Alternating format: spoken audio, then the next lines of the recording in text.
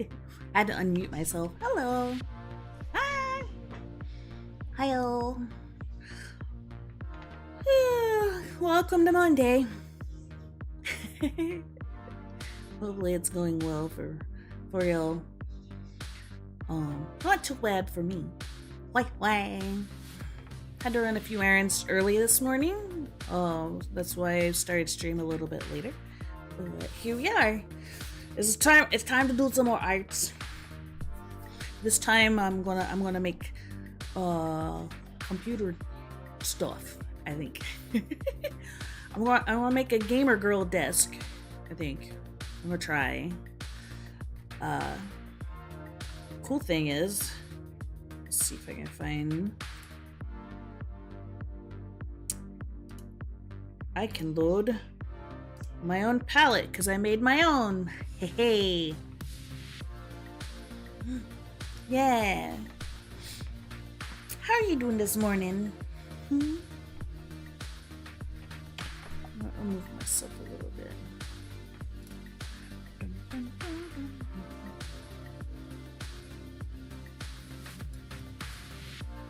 Yeah. You doing good? Excellent. That is very good. Bring up my projector here so I can see what I'm doing. You was singing while she had the hiccups. Oh no. Oh, there was a streamer like. It was a long time ago. DK, hi! DK, maybe you remember. There was a streamer back in 2019, 2020 that was kind of hanging around. And I forget who it was who like constantly got the hiccups. It was a guy. It was one of the few guy VTubers, but I actually don't remember his name because he stopped, I think in 2020. This has been a long time. The person I think was actually a voice actor. It wasn't somebody I knew personally. It was kind of like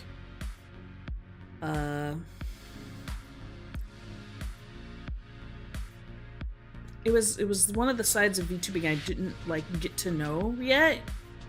And by the time I was kind of like making my rounds learning who people were, they had already like decided to retire, but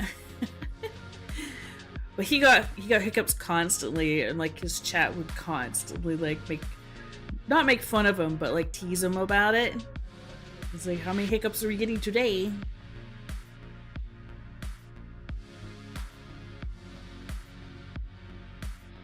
And I think after that, because of the hiccups came the VTuber sneeze like trend. Everybody's like, oh, caught you sneezing. Which is so weird, but it was a thing. I don't know why. Do you remember that when like everybody was clipping VTuber sneezes? I'm like, okay. It was way before you start. Maybe.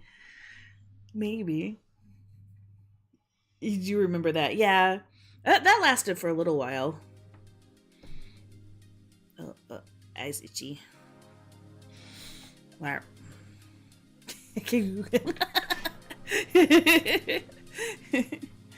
I mean, like, the sneezes still get clipped even today, but for a little while, it was like the chats or every VTuber were on the hunt for sneezes. I think what happened is like a Hololiver, one of the Japanese ones, because they didn't have English yet, sneezed and made a clip of it, and then like it became a trend.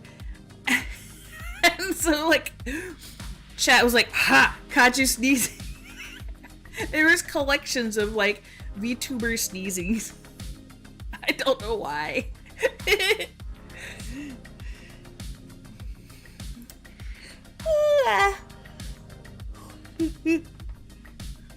Oh, early days were fun but weird.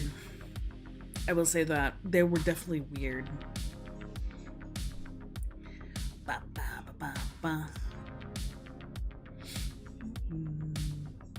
Okay, I need to actually get on the right page here. I can't see. There, now I can see it. Delete the cube, just like in Blender. So I learned something very cool yesterday. I've been following a few MagicaVoxel creators, some that can do some way more complex stuff than I can. And I've always been interested in seeing if there was a way to convert like voxel items into game assets and game items. And I found a creator who was doing just that, and he had posted some things about his creations in UE5. Because Unreal Engine 5 has what they call nanite technology, which means it can process a lot of vertices and faces on models to create really realistic games and settings. So like these super highly realistic games and settings are because of the new UE5 nanite stuff. But how this applies to MagicaVoxel is because MagicaVoxel, when you do all these little tiny cubes, there are actually quite a bit of like vertices and faces on these. And so putting it into an old game actually wouldn't work. Even though it looks very nostalgic, it actually takes quite a bit of processing to run. So I found somebody who was doing that, and from then I found out from a program on how to get it properly converted and optimized for dropping assets into Unreal Engine 4, 5, and Unity, which was really cool. So like I have now learned the thing. I've gained some tutorials. I haven't watched all of them yet. I have read through some documentation. I was like, oh, so I can actually maybe like create a little shop or something now. And I was going through the Unreal Engine 5 store, which is now combined with Fab. Fab is a big like asset shop that caters to both Unreal Engine and Unity and maybe even Godot now. Because Epic used to have its own store and it gave that up and handed it all over to Fab just this year, actually. The full transition happened from 2024 to 2025. Everything that you bought beforehand, you get to keep, because I did purchase some assets like a long time ago to create backgrounds and things. You get to keep those. Everything was transferred over. It's just now all hosted on Fab. But anyway, long story short, I was looking on Fab to see what was out there when it comes to like voxel work or whatever. And there's a few voxel items on there. There's not a whole lot. Hi. I see an Obsy over on YouTube. There's not a whole lot of voxel work on the Unreal Engine / Fab store. There's like one creator that has some decent stuff, and the rest of it's kind of meh. And the other thing I've noticed, and I noticed this like a year ago when I was kind of like poking at and learning Unreal Engine myself, just learning how to put together backgrounds and things. There's not a lot of cute stuff on Unreal Engine like shop. And what people consider cute over there, because they have it labeled, like when you look in a search engine for cute things or cute items, they're a little not, they're, I don't think the person understands what creepy cute is. Kind of like when somebody who doesn't deal with cute stuff tries to make cute stuff and it comes off really bad, or like these toy companies, like I made something really cute and it comes off really creepy. There's a lot of that on the Fab store. You're explaining my tendency to lock in on tedious tasks and sell it? Yes. Although I didn't sell the palette over here, and this palette took me like a full day's worth of work to make. So Furbies, yeah, kind of in a way, but even Furbies are more endearing than the stuff that I found in the store. It's a lot of generic looking like mobile game 3D asset stuff, and it's quote unquote, they call it cute because it's simple, but it's actually not really any of that. It's just a simple object, like a low poly object. I'm like, this isn't cute just because it's low poly or colorful. It looks cheap is what it does. It looks cheap. As for the palette over there, I went into Photoshop because like the palettes that they give you. Let me show you the palettes that they give you. Some two or three different palettes to play with when you open up MagicaVoxel. That they're the default ones. This is like this is the first default one. It's a little, it's not disorganized, but the color arrangements are really weird. There's a lot of the same color green everywhere. They're like not that different. Like this one, this one, this one. Same thing with the oranges and reds. They take up a lot of space when they could be used for other colors, right? We'll go to palette number. This one here, this one's better, and this is one I usually use. But there's still a lot of colors that are very similar, because like all these three right here, all these five right here are almost all the same color. They're too close together. Like when that could be like two colors, and then those three other spaces can be used for other colors. Because not only is it a palette, it's not just picking out palettes, you're picking out materials. So whenever you assign this color there, so I have this brown here, and I decide to go into the renderer and turn it to like a mirror surface, like it's a brownish mirror surface. Every time I use this particular block, or this color, it will always be brownish mirrored color until I assign it to something else. They all change. So then that was another problem that I had to solve. So there's too many similar colors in this. There's some wasteful items and stuff in here. And so I made my own, which I've now turned off because I flicked away from it. That's my biggest issue is it turns it off. I can reload it. Okay. So now everything's in order. We have a good, decent like gradient of different colors. This is kind of a bright palette, so if you wanted muted colors, this would probably not be the one to use. I was thinking about making a muted version of this. Because the majority of this are very bright colors. You have some muted tones here, and then you have some neutrals and some bold colors down at the bottom. You have your grayscale and your skin tones, because I wanted to do some character work.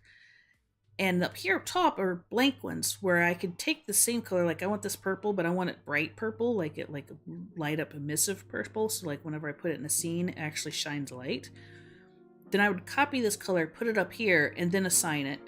And that way, anytime I need to use this purple down here for something else, not all of it will glow.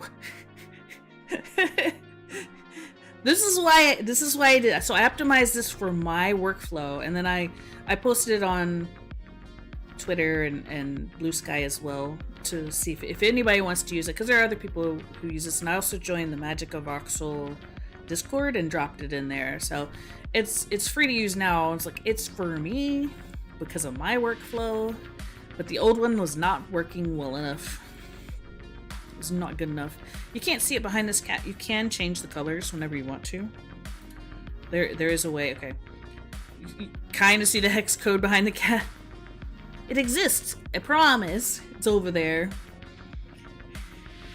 But yeah, I spent a whole day in Photoshop mapping out all the colors that I want mathematically, because a lot of these are mathematical differences, so they're all the same variant all the way across.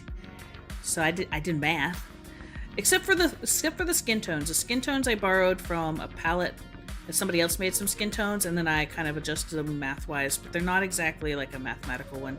But all the rest of the ones are mathematical versions of what I need. Cat mask got me blocking. Yeah. My Nekomochi's in the way. Nekomochi! You can change these colors anytime that you want while you're working with them. So I could click on it and I could decide to go down here behind the Nekomochi and change the color if I want to. But I'm not going to do that because I have pretty much what I need. Unless I'm doing something really specific. But yeah, I made that. So whenever I make assets, I have a standardized color set. That every time I make something, they'll be the same across the board. Because like when I make say when I made a coffee set, model and saved, no, coffee set, so it uses this one right here, and it has to stick to this, because if I change the palette on it, it's going to change all the colors. So like if I go over here, whoa, because they're assigned to a specific place on this graph, so now they're all wrong. Now they look electric. This is my electric coffee. You turn it back to the actual palette that goes with it. Turn this back on. I'm not quite sure why it doesn't save that. Can I save that? It's already saved. I just have to load it every time, unfortunately. But yeah, this is my palette with this. And of course, the items are not in the same place, so now they're all different colors. And also different materials. So, Baconator69! Thanks for the follow. Hi. We'll turn it back to its normal colors. Back to colors. But today I wanted to try making a gamer girl desk. Really start one. I actually did start a keyboard. Let's see if I can get it to start up here. No, what is this?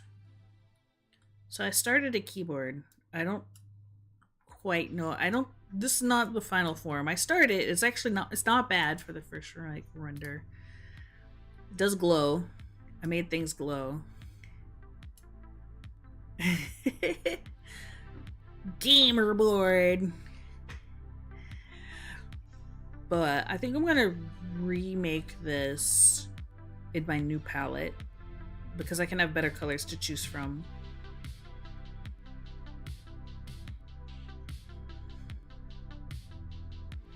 I also started like making a little chibi base, but I think I'm gonna change how I do that. I started this, which is frightening because there's no arms or legs or anything.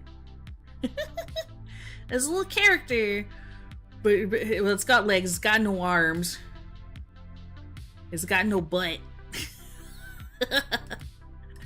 This is me playing around with stuff.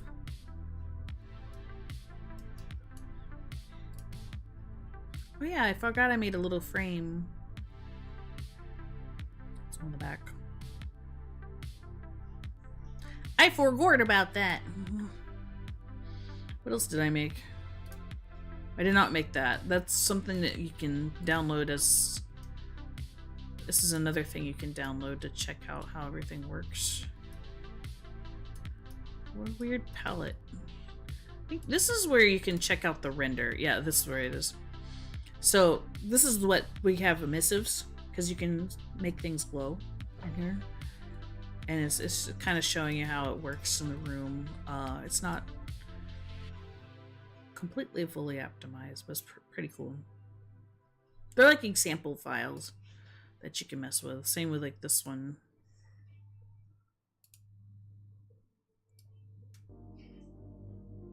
Some strange little things here. Stairs that go to wherever. Kind of weird. Different monuments. It's got giant chains holding up.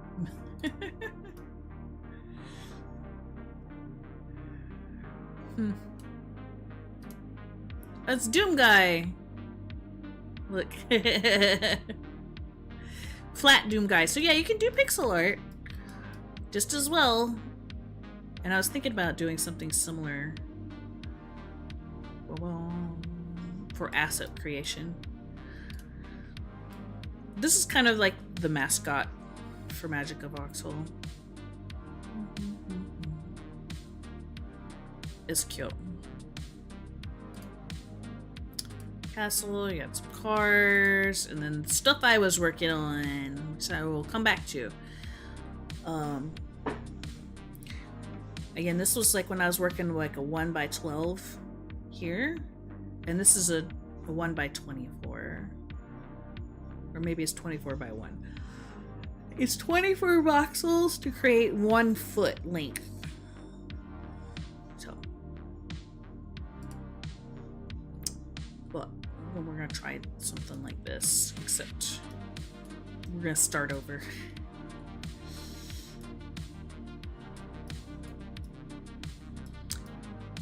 I think you can take, pretty sure you can copy and paste from one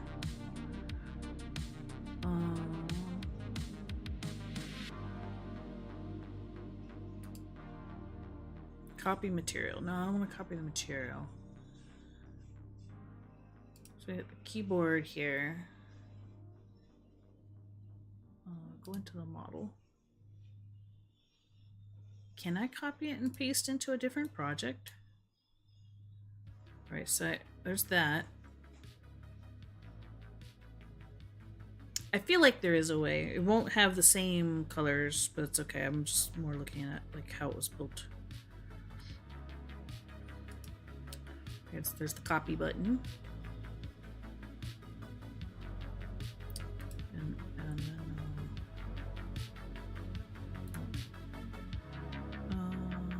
I want a new project.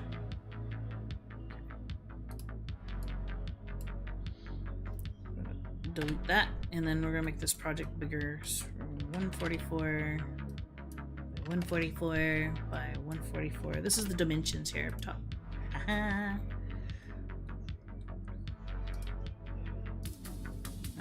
Will it paste? It will paste. So I have 2 of these now. Whoa. I have 2. Oh, we're gonna. This is what it looks like in my palette because the assignments are off. He's wrong.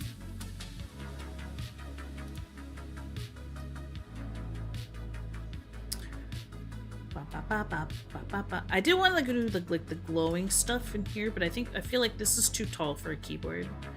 So I had like blocks underneath the keys to make it glow because these were emissive materials.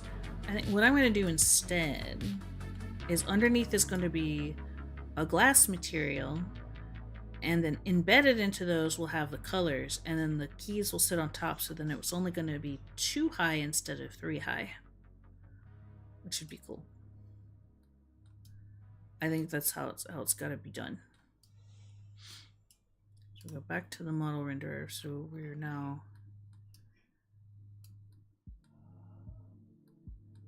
in this. I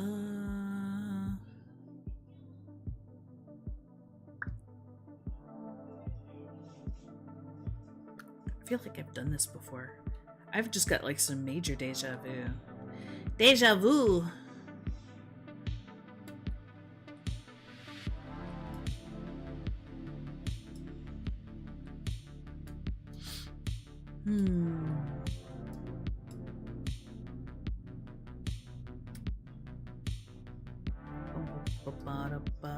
So I think what actually will be best would be to take off the bottom layer completely.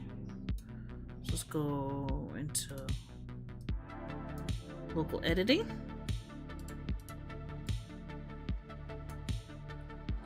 We're just gonna rip off this bottom here. Erase by block. Gone. Cool. So all these spaces in between, now we have reassigned what we want the RGB to be.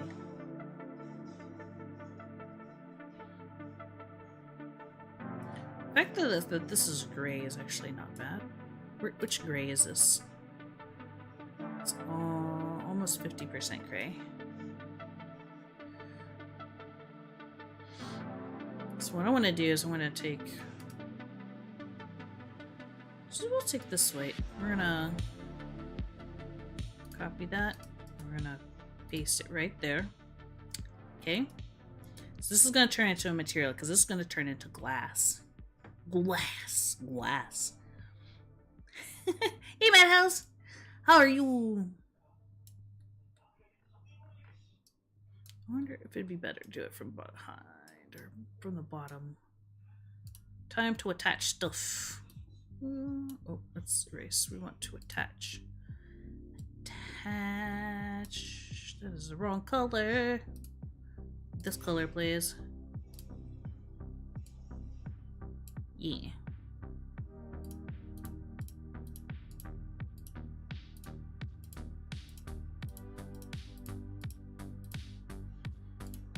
we're fixing a keyboard that I built.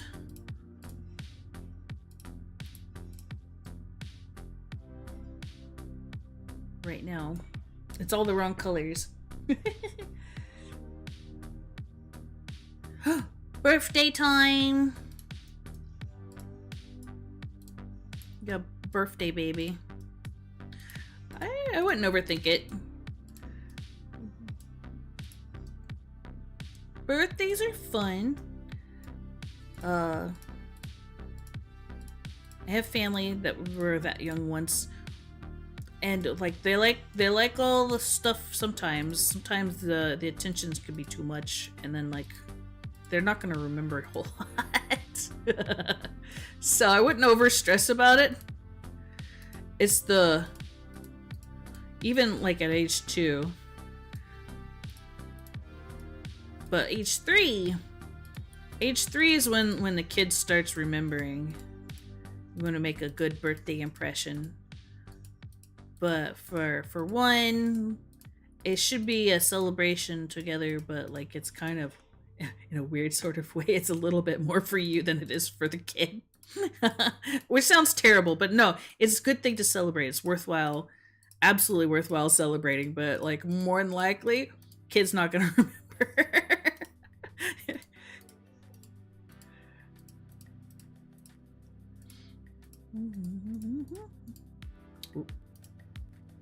So I wouldn't stress over it too much. Just have fun together.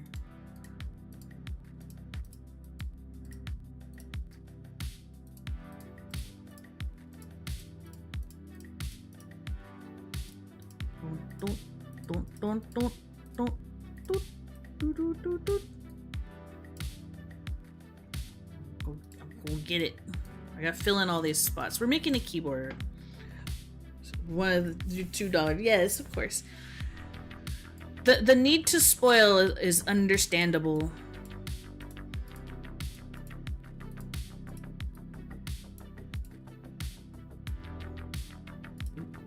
I made a miss.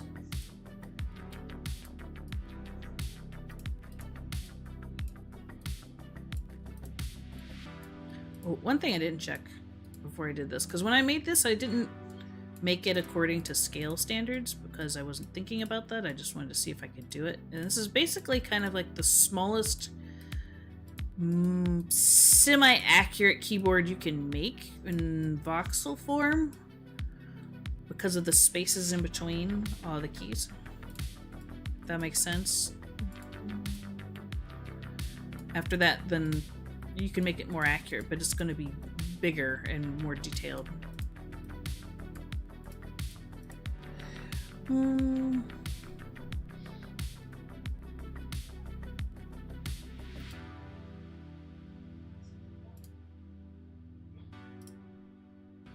Gone. Ooh. There it goes. Gone.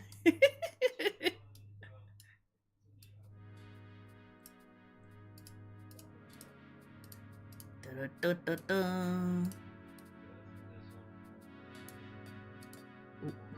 I keep missing and putting it on the wall way over there.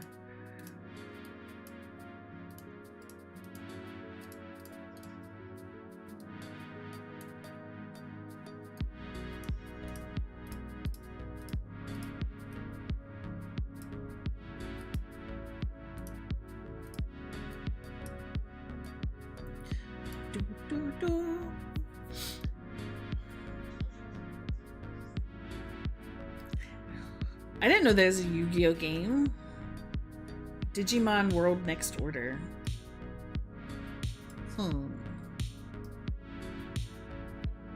Okay. So, keyboard. Mostly accurate. Here, even you got your F keys and stuff up here, things like that. But what is this size-wise? So this is actually a little bigger than the scale I was looking for. So the scale in... Oh wait, no, that may not be true, actually. Hold on. There we go. Okay, that's more like it. So this right here is 1 foot long. It's not quite. It's almost 2 feet long, which is a little long for real life.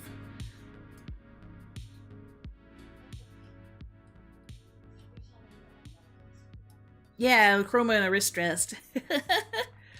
Almost there. So the chroma's gonna be on the bottom because I made I made one before. So I'm gonna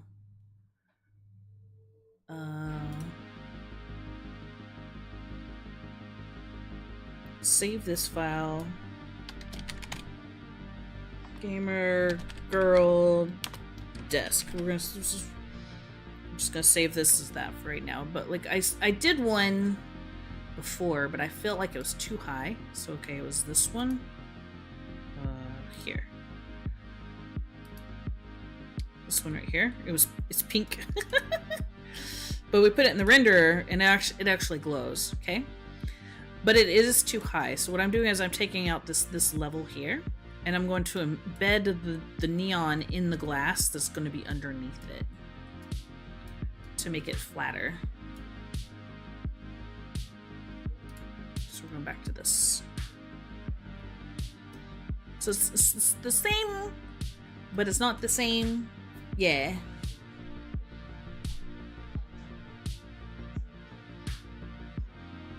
Yeah, yes. What I'm trying to do is save on the voxel space a bit.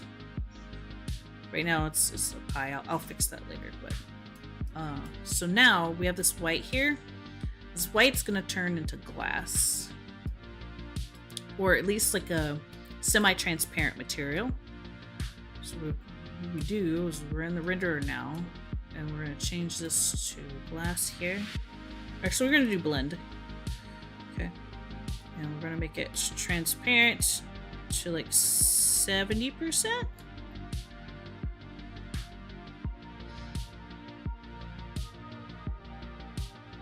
Maybe a little bit more, 80. So now you can kind of see the colors in between. Right there. I'm going to take the roughness down to 5, and I will mess with the colors more once I get like the colors underneath where I want them. We're not there yet. Okay.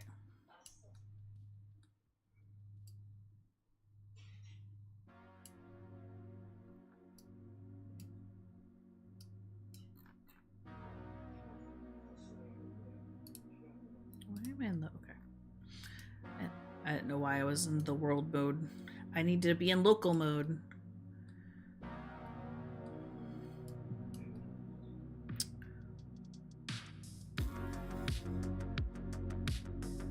I remember it was like 5. Almost all of them had 5 sections worth of color.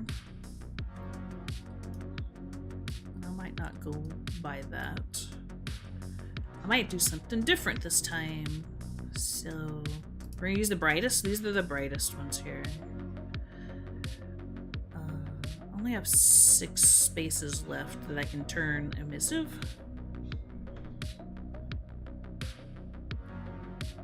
So we might change up how we're gonna do this a little bit.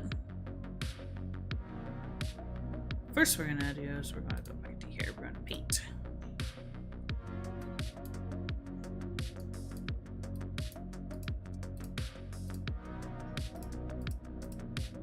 I'm gonna go by 3s for the moment. And I'll take this and I want to paste. So I actually need to change these all over. It looks the same, but they're not the same. Dee, hi! How are you? My watch is telling me it's time to get moving. I have my fitness watch on now, but I'm like, no. I'm doing arts. It's art time. Alright, I'm gonna choose this purple. And then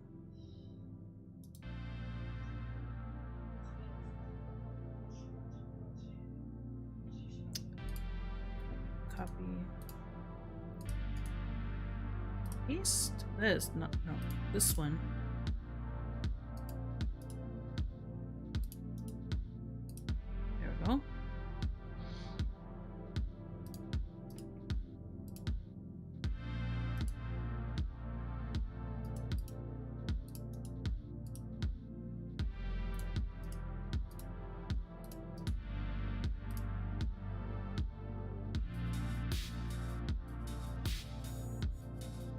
I already see a problem.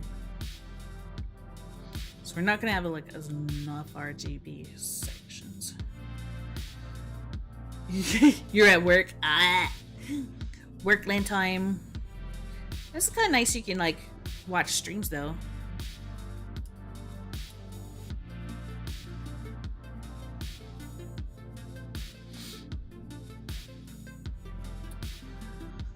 Bum, ba, ba, ba, bum, bum, bum.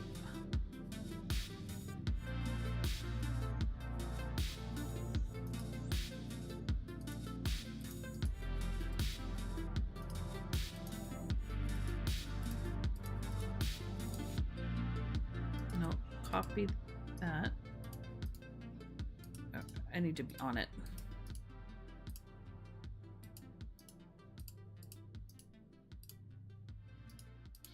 This is tedious because these are not just colors, they are the materials, which gives it its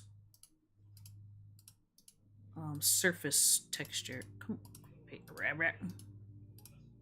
Okay, and then this one I want to turn orange. We're doing RGB just a little bit different this time.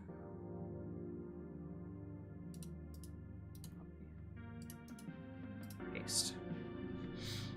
Okay, so now it's showing up as orange. See why I changed that? That was pink. That's because I changed the assigned texture color.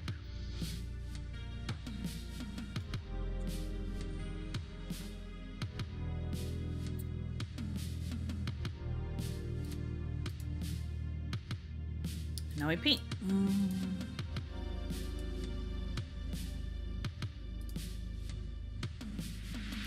There it goes.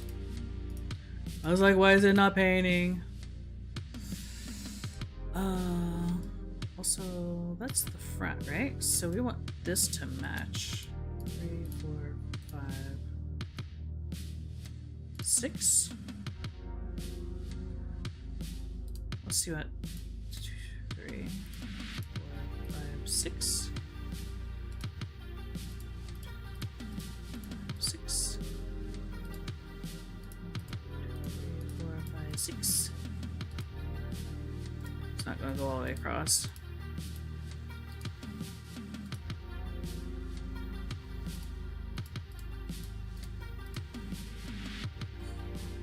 Okay.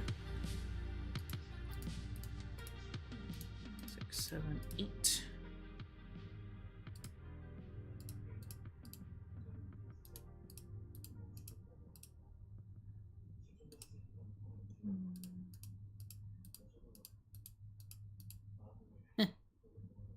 Right there.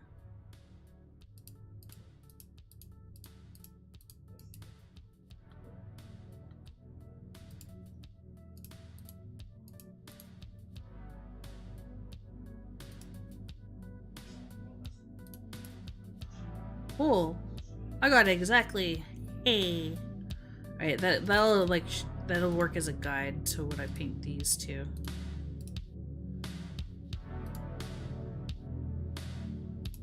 This is in the pink section. You're in the pink section now.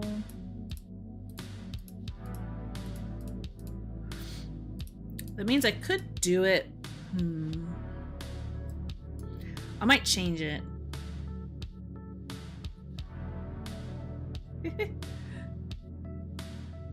Your connection sucks. Oh no.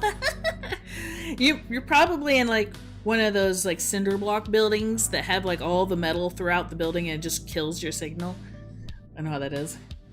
What's the art for it? For now, I'm just kind of doing it to learn. So like I'm making like a keyboard and it's gonna glow in voxel art here. Eventually I want to learn to where I can make game assets for other computer engines here. For game engines. Doo-doo-doo. You. But what I'm thinking, I might split these into 4s and do like a wave across, but I haven't decided to do that yet. Bloop, bloop, bloop. Bloop. I missed that one. I'll go back to it.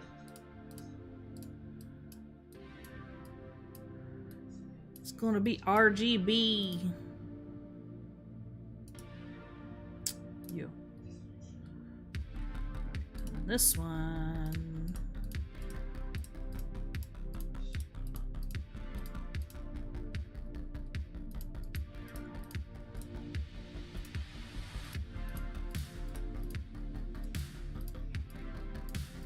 We're just gonna see if this works first, just by the standards. All right, we're gonna erase that because we're no longer.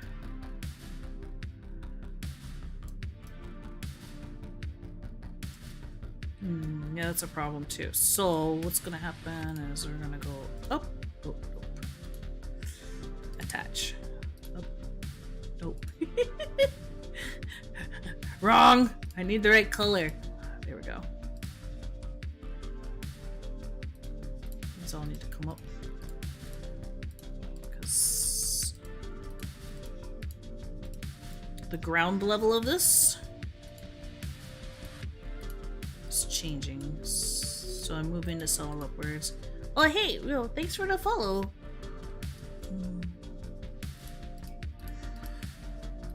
So yeah, what I'm working is a free little program called MagicaVoxel. Currently. That one, I think it's below the surface too. Okay, so I made all the changes. Now I should be able to grab everything and bring it down because it's actually hovering. We don't want it to hover, we want it to come down. There we go. Now it's on the floor. Alright. So, now we have all of these up here. These are all our textures, or emissive textures. We're gonna go to the render. We're gonna change the keyboard later, but now we're gonna make these glow. We're gonna go to emissive.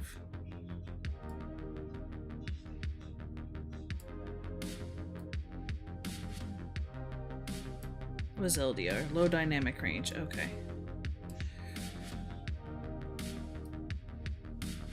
Whoa. It's a lot.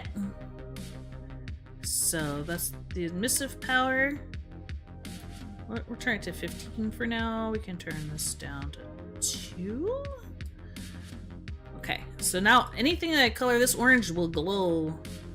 And so I'm going to save 15 to 50. So we're doing the same here. Emit. 15 to 50. Ink.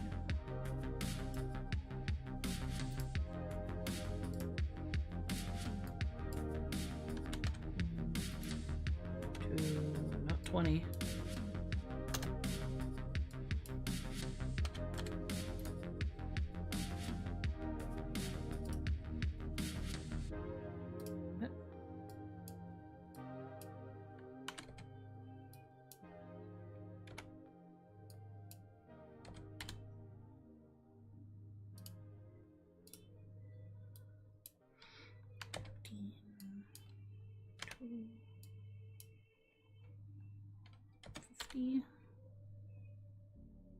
On this one.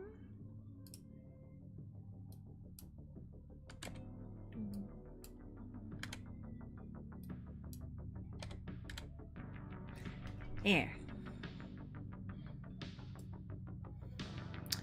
Now it's shiny. Right. Okay. Change the power to 1. Well, I'll leave it at 2 for the moment.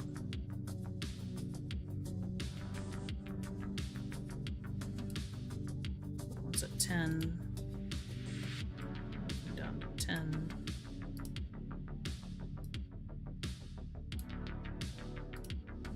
On all of these. Just take it down just a notch.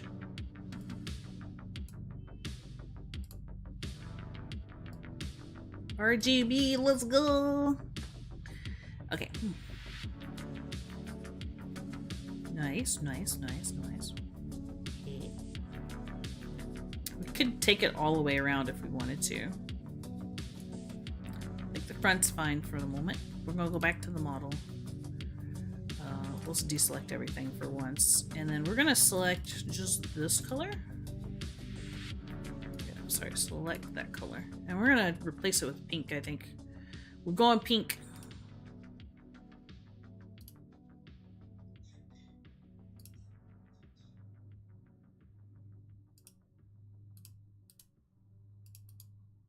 Can we change it pink? Can we change them all pink?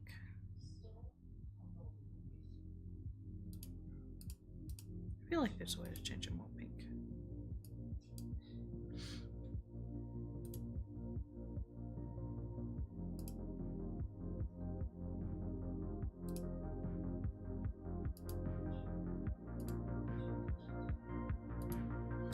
Yeah, I want to paint it. Let me paint all the colors.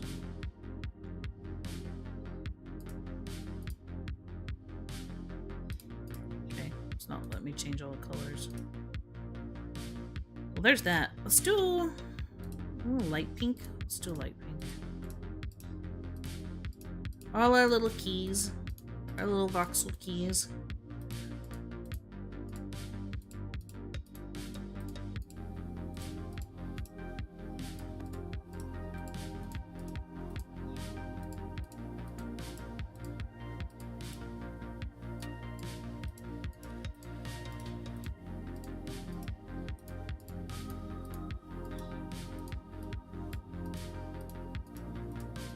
We had that razor pink going on.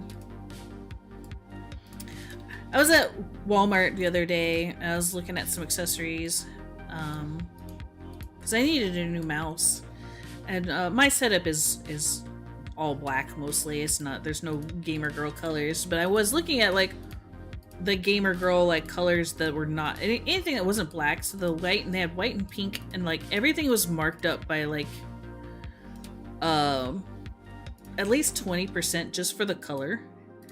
I'm like, oh look, pink tax even like applies to software, not just toiletries for women. Hi, Silent Crown. What is it that I do here? I'm a variety streamer. I tend to do like comfy games and art, but I also like will jump into a few of the like more active games. Like this weekend we're gonna do Monster Hunter Wilds beta, which should be fun. So I like to do a little bit of everything. We just do stuff. I do need to like work on some more shorts for YouTube though. I've kind of been lacking and slacking there. Dig the vibe, nice. But yeah, so today's just a chill art stream for the Monday morning, and I'm learning how to make little like voxel things in a MagicaVoxel, and maybe eventually turn them into actual game assets that you can like sell or use. Why the gap? Okay, well, last week I had a family member that got in a car accident, so there was a bit of a gap there, and so I had some family stuff going on. But I should be getting back. This is like the first week I've gotten back to things kind of back to normal, whatnot. There will be another gap coming up here right after Super Bowl because they are doing renovations in my actual studio area. So I have to take all my computer stuff down and cover them so the dust won't get into it. Yeah, no, they're okay. Thankfully, like, it was an outcome as good as possible for like an accident, because they did flip their car, but insurance was in place. They were able to walk away from the crash with some damage, but nothing that's permanent as far as we know. So but because of that, I've had to help them drive them around and things at home. But yeah, this week is kind of like the first week you kind of get back to normal. Okay.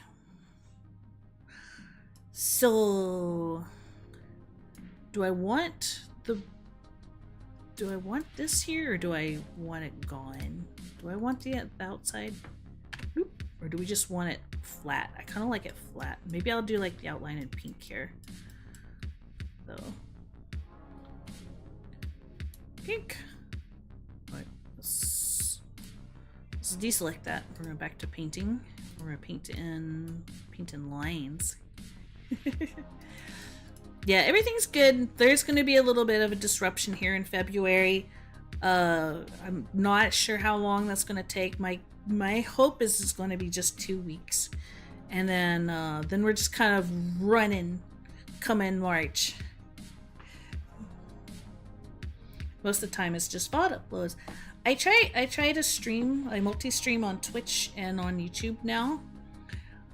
I'm still sort of getting used to that, but I've been doing it for a little bit, and I would like to make more VOD content. Actually, I think it would be fun.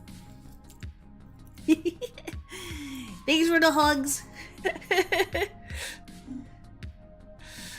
I definitely would like to make some more stuff. There's one thing I wanted to do is go back over, because one of my streams kind of died out on me. One of my streams, I was making a Minecraft skin. I just wanted to go over that with some people and how that was built. And just sort of do like a little how-to on that. I wouldn't mind doing a little how-to on MagicaVoxel itself. It's not a hard program to learn. There are some tutorials out there, but I'd like to do my take on it. If I do figure out how to like send it over to like Unreal, I could do a tutorial on that. Do I use Premiere? Yeah, I have used Premiere. I use Adobe Rush. I use Audition. I tried learning DaVinci Resolve. It's a good program, but it's very different, so I haven't really caught on to that one.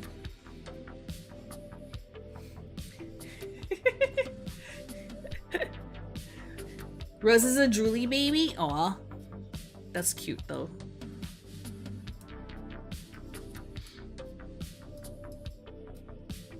So, as somebody, I'm very curious, Science Crown. As somebody who likes to watch VODs, because I would like to get into more VOD content, what kind of stuff do you look for when you like want to watch VOD stuff? Is it like specifically from VTubers, or just stuff that like interests you in general? Like say art stuff or certain games or whatnot? Because oddly enough, like VTubers started very much so with just VOD content. They didn't do a whole lot of streaming, and in some ways the American market really did influence that, where it switched over.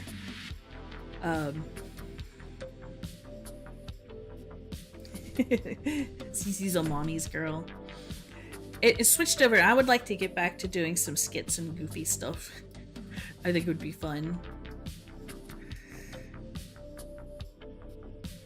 Okay, we're gonna erase that. And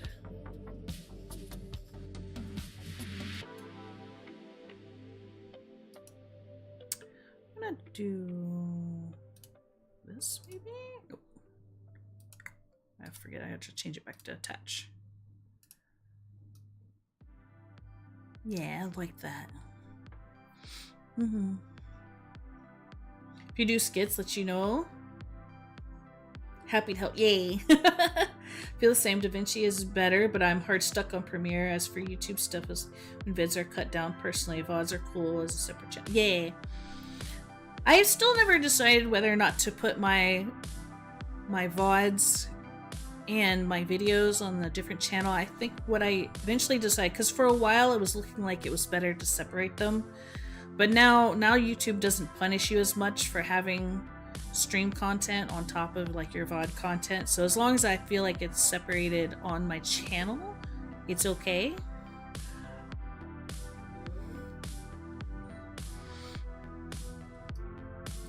It used to be kind of punishing for like having too much stream content on there, because it was stuff that people weren't watching later necessarily, unless you were like a really big creator, and then you would have some people that were watching later. But as somebody that's as small as me, it was kind of detrimental, but it doesn't seem to hurt your channel as much anymore as it's sitting there now. It's all about like what you're posting consistently on there.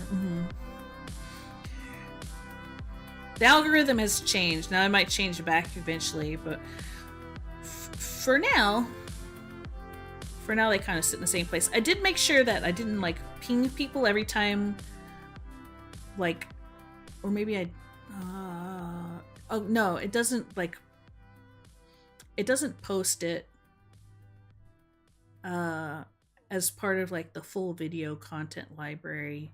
I made sure they only go into my stream content library, if that makes sense. So that kind of separated out on the channel, sort of.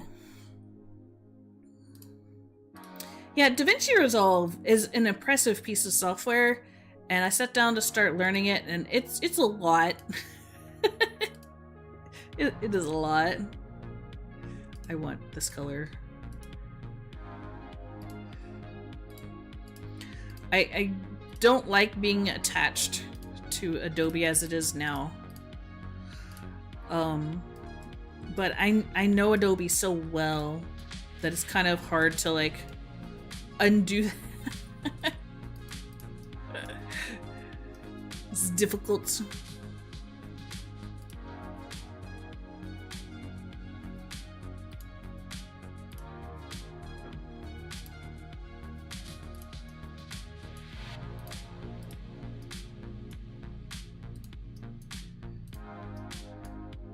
Change this later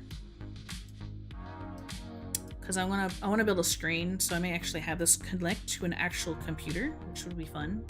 But for now, let's go to the render, see what it's doing.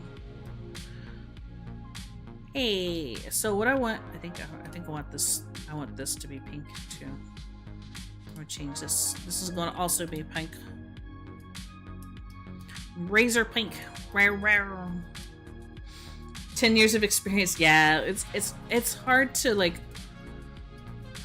I wouldn't say unlearn, but when things work so differently, I'm still not used to node systems, and like a lot of the programs just in general are moving to node systems. Blender's using node systems. There's a lot of VTuber software that's going node system, and so DaVinci Resolve also uses node systems, and I'm like, I understand the concept of it, but getting my brain to turn around and work that way versus like your standard menus is kind of, it's brain tweaking. I don't know. I have a hard time with it.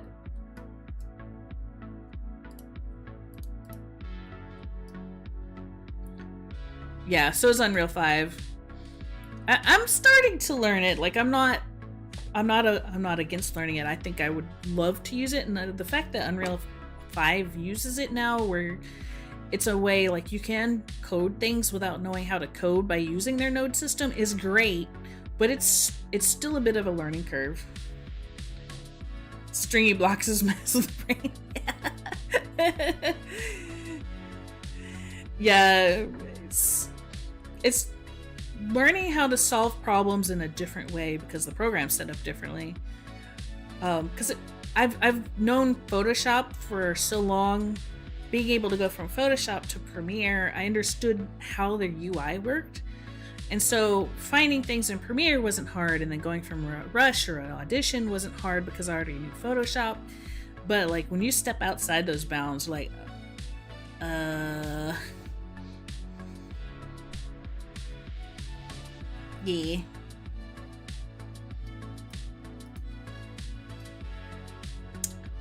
Woohoo! Okay.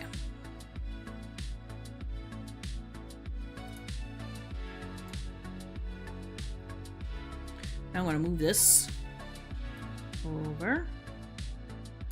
It's exactly according to my rough scale is now 2 feet long. So like if it's every half inch is an inch, and these are 12. Oh wait, no, is this right? So it's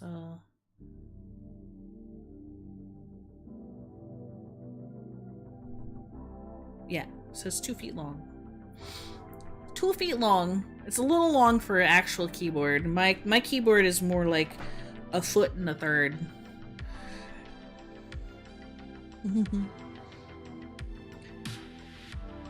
Yeah, the color grading system is like top notch from what I understand. You have your ways for years, yeah.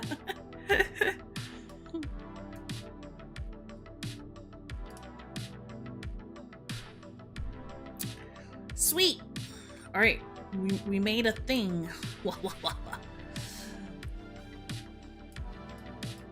This is very simplistic, but it works.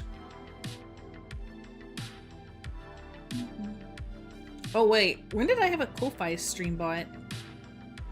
Oh, that's right. I connected it the other day when I made like the palette for free for MagicaVoxel. I'm like, oh yeah, I can connect to my Twitch. I don't need it to. I don't have anything for sale or anything over there right now. Oh, I didn't notice this either. Hey y'all, if you look down below my Twitch page, I'm in the Twitch Creator Club now. I'm in the VTuber Club. What is my streaming schedule like? For now, oh, thanks for the follow, by the way. Mondays, we're going to be doing Monday mornings at 10. Wednesday, we used to do Wednesday morning at 10, but now we're switching Wednesday to nights. And that will be around 7. And Thursday mornings at 10 as well. And now we're doing Saturdays at 7. So we're doing 4 days a week. I used to do 3. We're actually just switching that up starting this week. And so pretty much 4 days a week. And I try to multi-stream on everything. So if it's not on Twitch, it's going to be on YouTube. So we do morning, night, morning and night. So Monday, Wednesday, Thursday, Saturday currently. And we're going to test it for a while and see if that works out.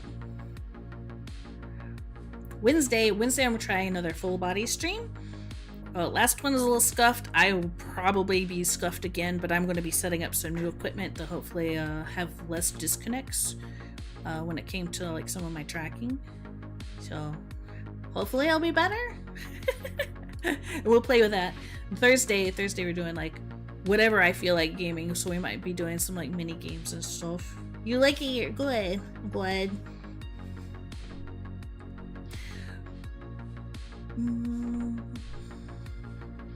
So you have when I saw Silent Crown TV, I thought it was VT, which is a lot of people use for VTubers. Do you stream yourself? Do you do streaming? Okay, we're gonna go to here, and then we're gonna shrink this. Now this item now fits to here. Yay! Now I gotta build a desk. Gamer desk. Doggos are barking.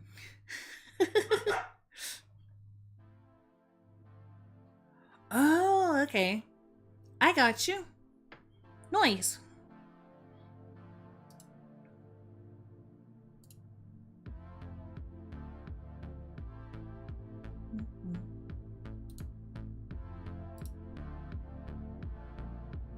Hey, welcome back, D.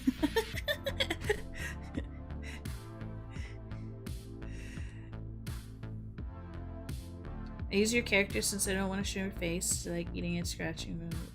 Yeah, no, that's fair. That's absolutely fair. I feel like a lot of people don't necessarily feel comfortable showing their face on streaming channels.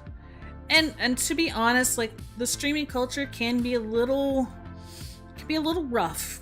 Like if you don't fit an aesthetic visually, it's not always true. But like there are definitely trolls out there that will absolutely attack your appearance the moment you like jump on. And I know a lot of VTubers are VTubers because of that. They don't want to deal with that stress. They just don't want to handle it. Like I want to sidestep all of that and have a character up on stream. Hey Cobra. Oh, ad got you.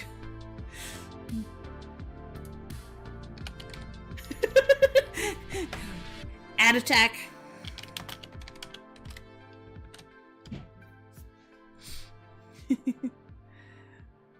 Me wanting to chill. Yeah. It definitely comes with a lot less pressure. Mm-hmm.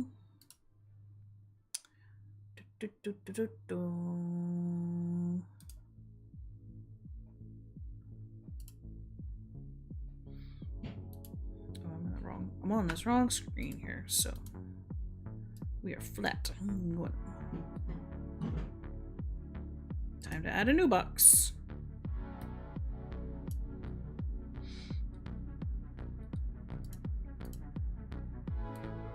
Oh, we got more than one new box. Okay, so we don't need...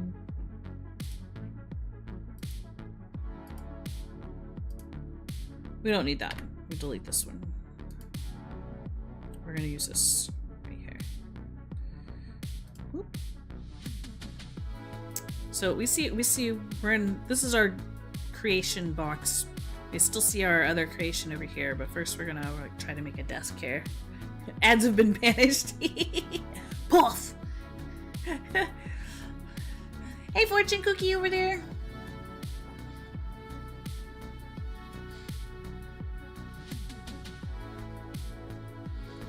Bum, bum, bum.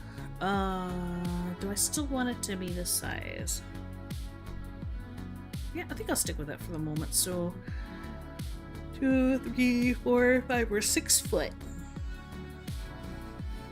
It's the real stuff, isn't it? Very real.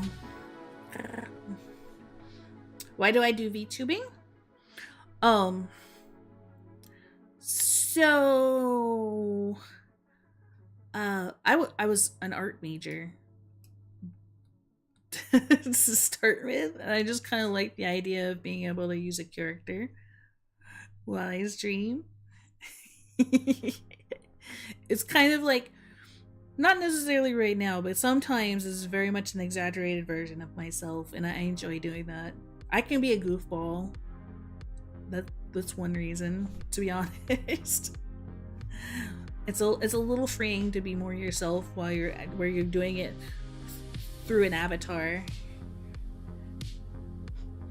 You're a film major, cool.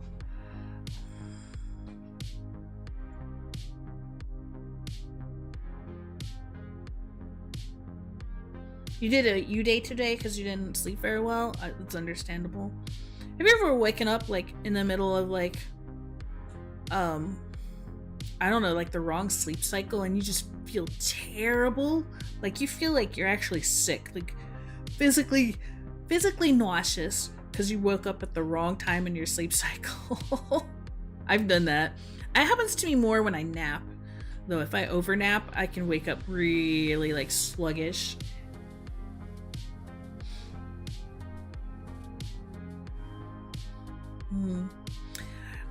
I was an illustration major, and I still do art kind of on the side, but honestly lately it's been mostly like texture work for 3D modeling. So it is illustration, but it's not like what you would like, oh, all these pretty like finished pictures and stuff like that. I don't do those very often anymore. I really should. Maybe this spring I'll work on one and stream, but a lot of times it's just me like working on texture work, which is funny. Okay, 1, 2, 3. This is the center, right about here. How big do we want this table to be? Do we want it to be pink as well? We can make it like this off-color pink. Kind of separate stuff out. 6 feet. I feel like we can make this bigger though. Hold on. I work on my table that I have currently is 8 feet long. Maybe 6 feet's enough, but I want some room around it.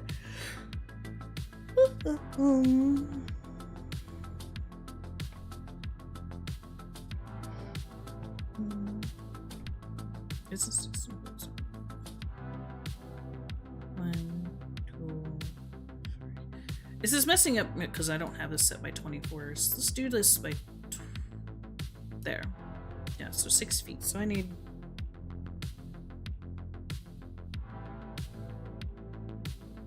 192 is what I'm looking for.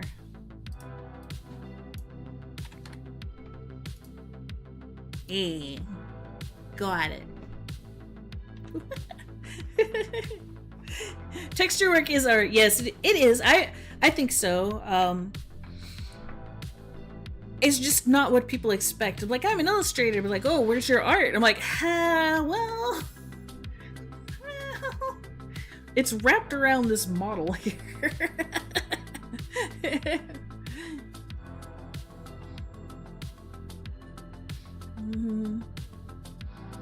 Went to bed at 10, had to wake up 3, tossed and turned for 3 hours, and I woken up by alarm with only 2 hours. Immediately went nah and texted my boss. Yeah, this is for real. Well, I hope you have a good, like, legit, like, work hooky day where you playing hooky. That's what they call it. Not really, but kinda. Okay. Going back to attach. And we're gonna start here.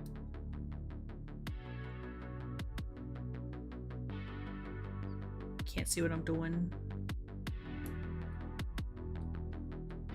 Alright, that's a 3 by 5 foot.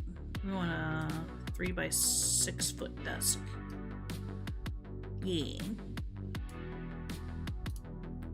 At least an inch thick, because 2 pixels is 1 inch high. Okay. And then next, we're gonna raise it up the ground. First, we gotta select everything. How high are tables usually? 3 feet? This is normal. What's the typical height of like a computer desk?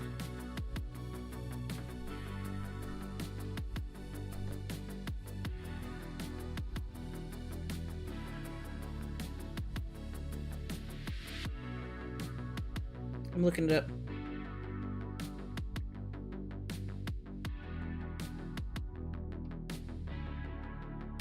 $28 to 30 inches. Oh, it's not as high as I thought.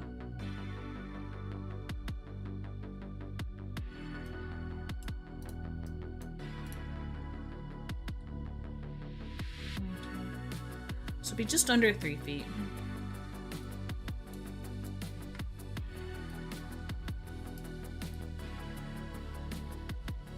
That's like 3 feet there. So it's more like here.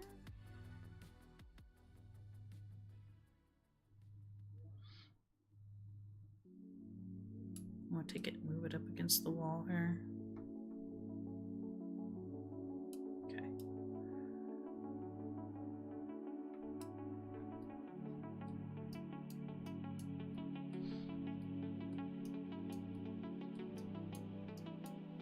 So that's 2.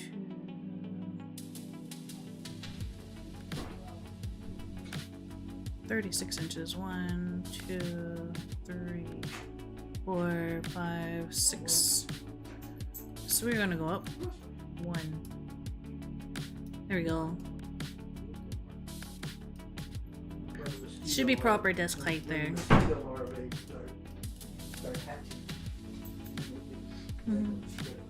3 to 4 feet if it's a standing desk. Yeah. I always thought I'd like one of those. I used to use those a lot when I was in art school. But I would need a... I don't know if that's viable for my setup, to be honest. Because I use up almost the entirety of my 8-foot table with gear and stuff. They don't make 8-foot long, like, standing tables. I don't think. I'd have to make it myself.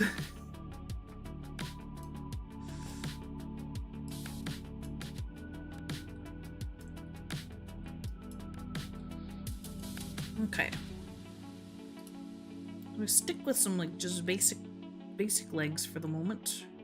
I'm gonna go in by 1 inch. We need to attach first.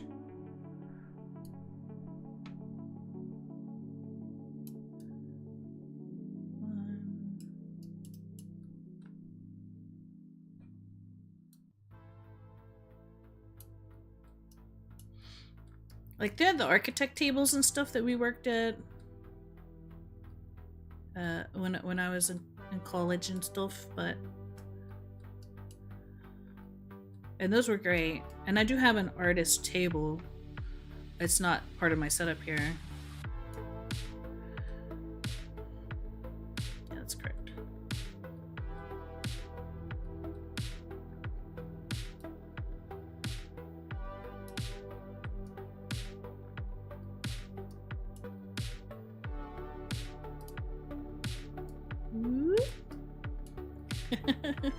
We just make it grow. Very pink table. We might change the color of it later, but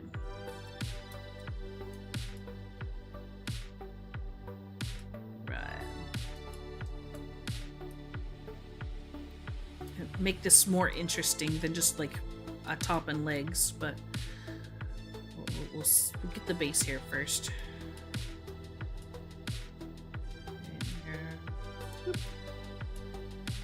Nice, nice, nice.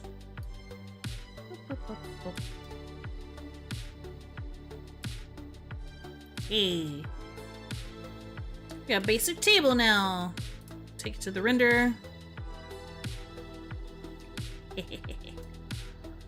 Back to the model. So now we go out of this, and if I click on this, I could bring it up. Sit it on the table if I wanted to. It is floating. Need less floating. There we go. An idea of placement here. So take it to the renderer.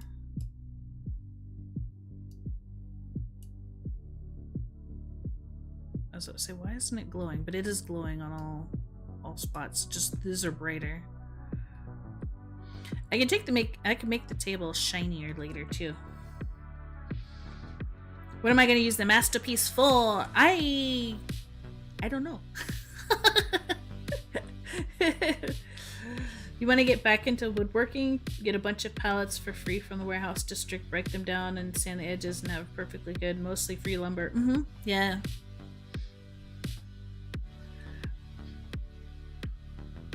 I've seen some fun palette stuff.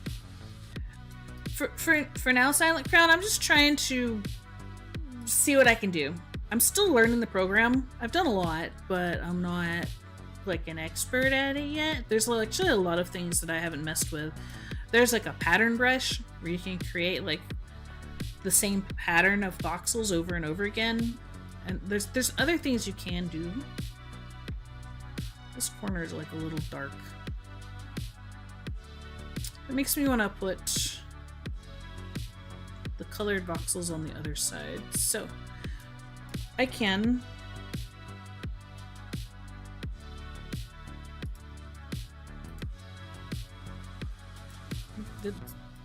make the table disappear for the moment.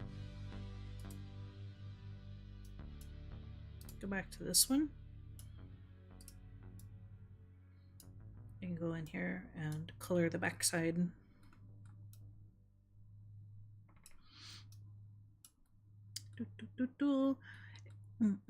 If you see me looking down, it's because it's actually the program's actually on the screen down here, and I'm looking at a different screen.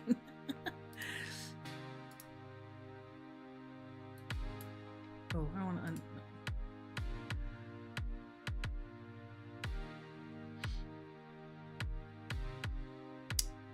I want to paint a line.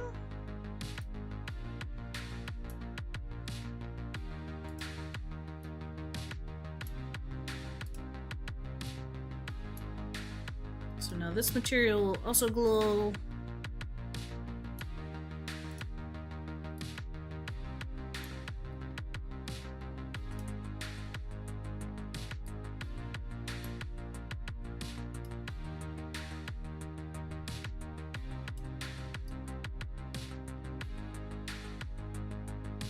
don't know if I like that or not. We'll see. I can turn this back on.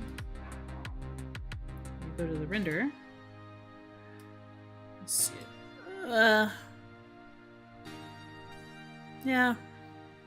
That's a bit much. I don't think I like it. Undo.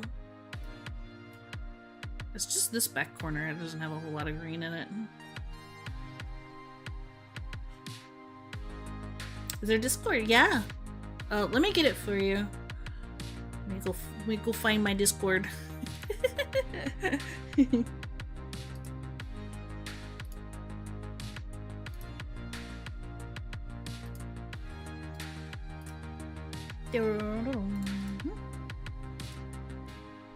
Oh. I did. Oh, wait. Okay. Discord's being a butt because I'm in streamer mode. Invite people. Copy. Foxtrot! I did. Derp cat should derp. It did. Look what it's doing. Okay, let me try that again. I'm hitting the copy button.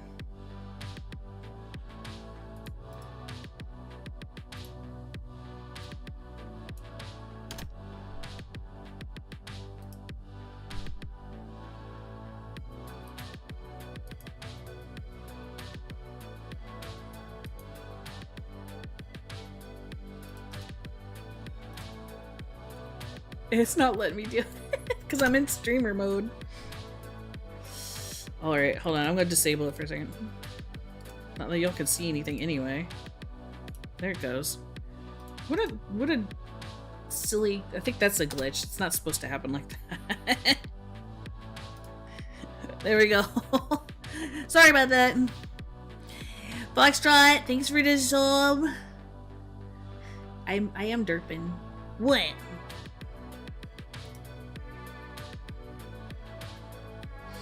Advanced Warrior, hi over there. Hello over there on YouTube. I've been distracted.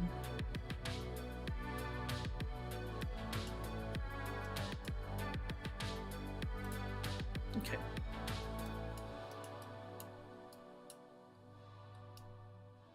There it goes. All this like noise is every time I move it, it has to re-render itself. It's like a preview render, it's not a full render. You're tired? Long day, 5-mile round trip to work and back. Yeah, that's kind of rough. Whoa. Advanced Warrior, have a good day at work. I hope it's easy for you. Do your best. Let's go.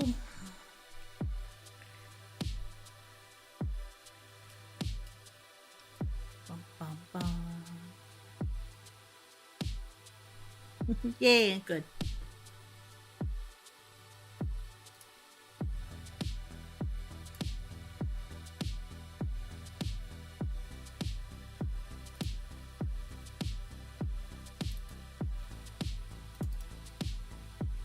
So that didn't work. Switch between objects.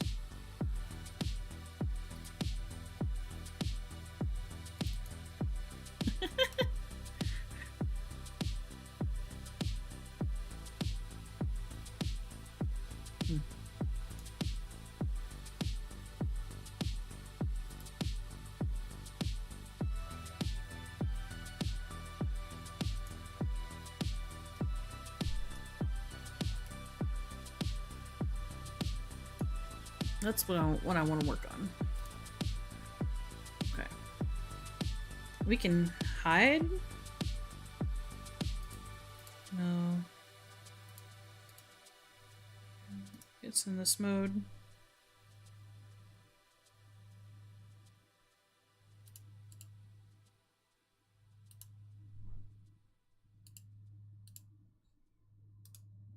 Okay, yeah, that's it.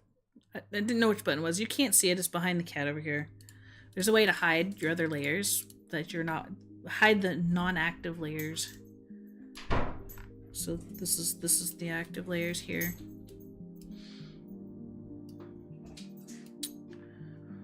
Okay. Now I should try to make a screen.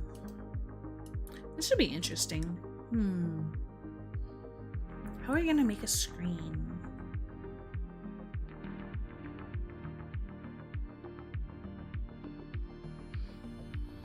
Because we wanted to have effects, right?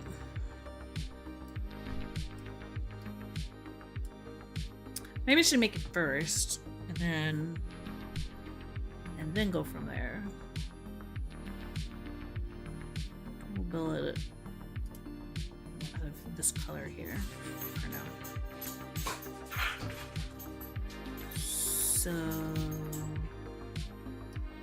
well, actually, I think we'll be the screen first because, okay, just like in Minecraft, you can't put a voxel in midair. It has to be attached to something when you place it.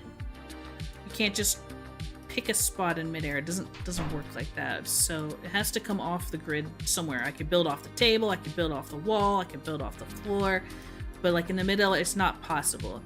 So I could start with a stand, which is fine, but then I'd have to build like all the lines out for the screen manually. So faster way would be actually doing it on this backboard and then pulling it out like I did with the table.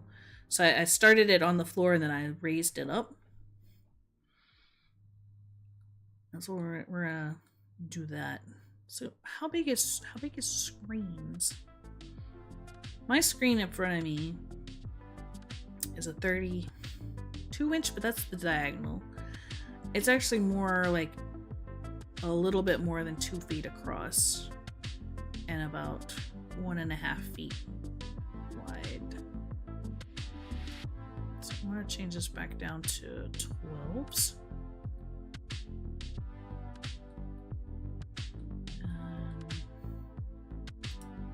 Use this as the color for now. I might change that.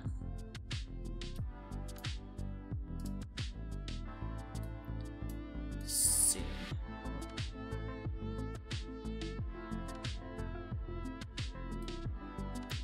Oh, it's not doing anything. I'm in paint mode. All right, that's 1.5.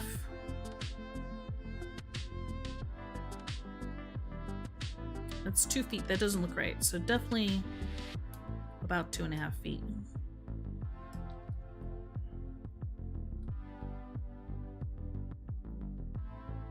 Anyway, make my...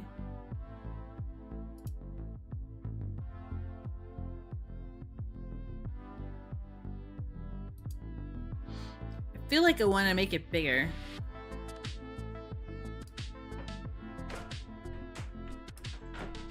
Widescreen.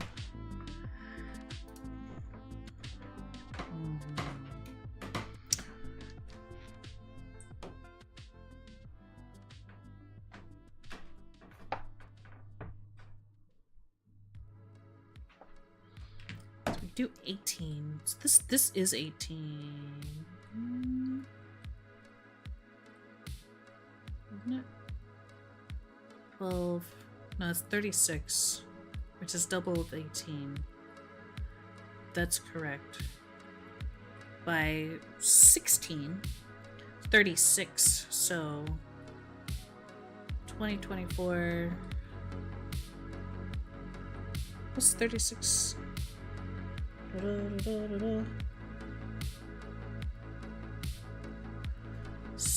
72.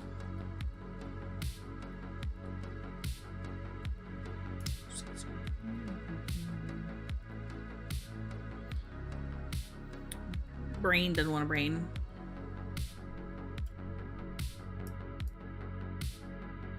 Going back up to 24 here.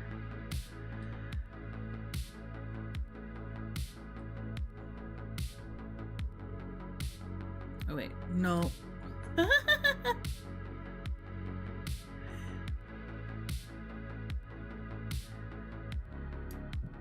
12.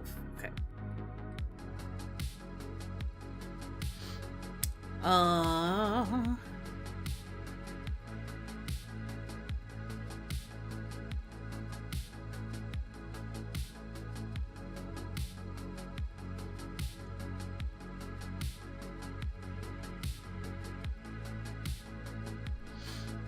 64, which would take it out to here. So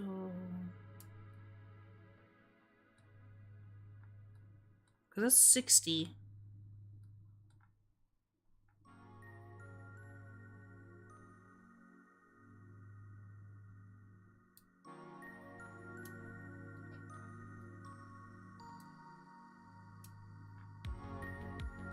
Feels really long.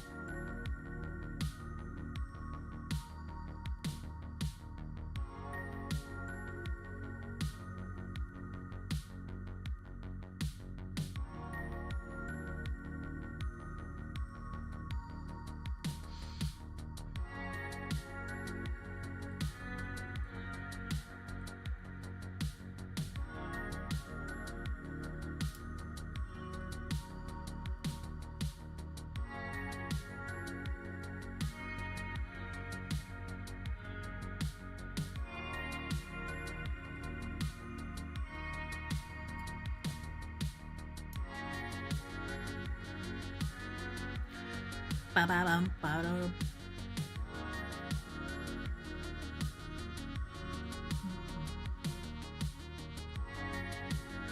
1, 2, 3, 4, 5.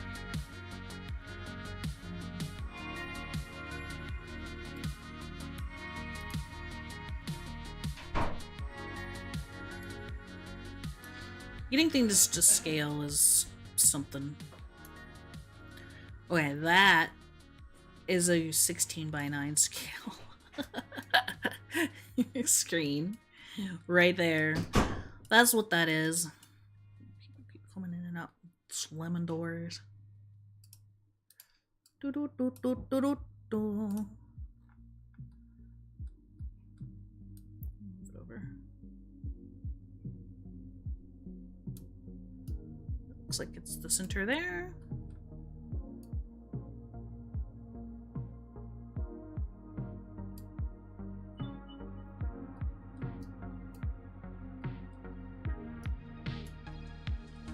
Okay. So that's the screen, right? I have this selected, so we'll do that again. But we want to, I want to turn it a different color.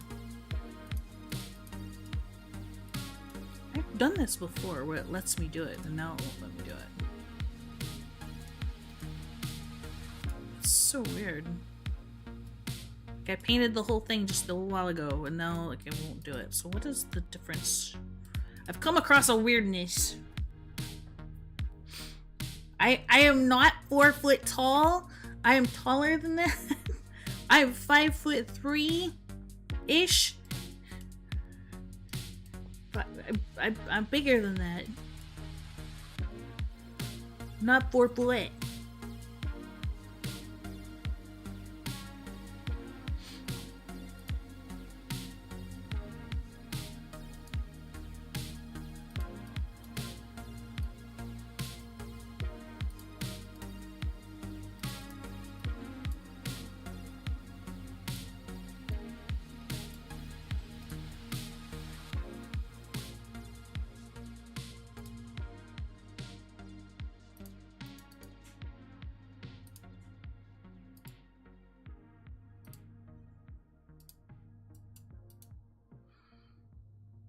That's odd.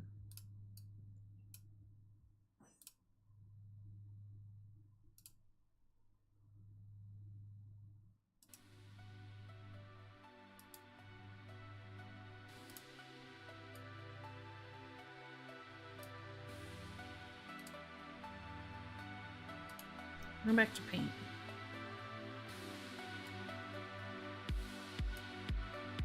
There should be a faster way to do that, but I guess not.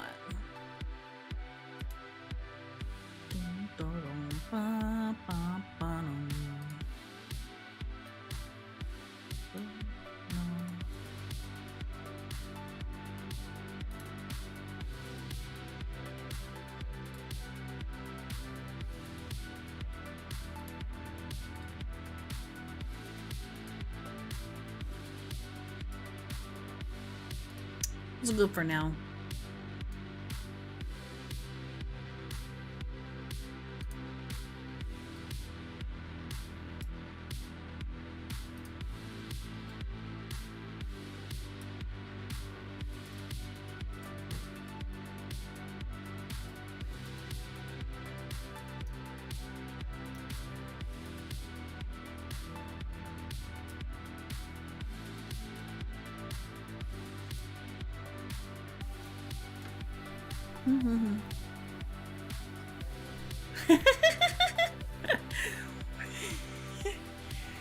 Jeff Bezos, yeah, which is funny because like it's not even doesn't even own Amazon anymore. I don't know. I'll keep up with these things.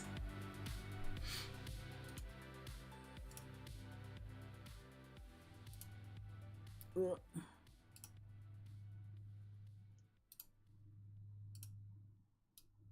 Backside.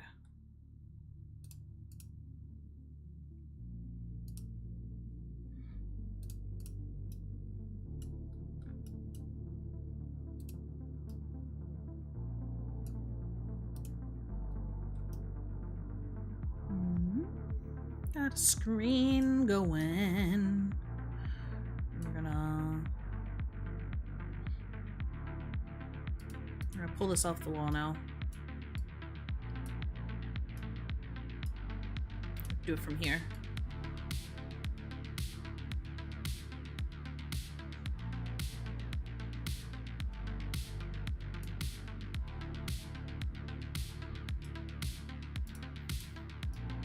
Yeah, it's good for the moment.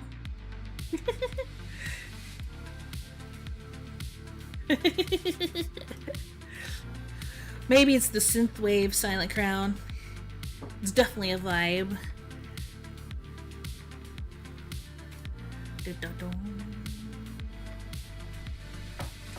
Did you mini? No! No, don't tell! Where?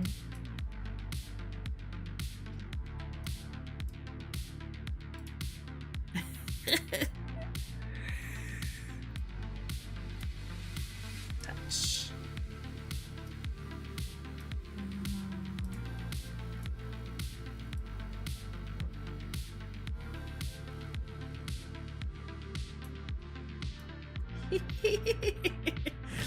There you go. Time to bring out the knives.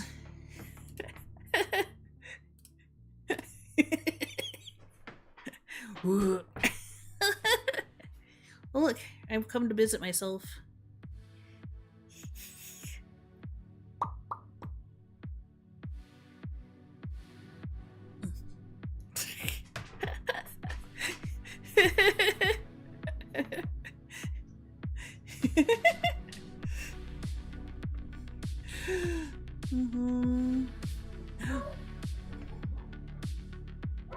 What you doing, Fortune Cookie? You having a good time?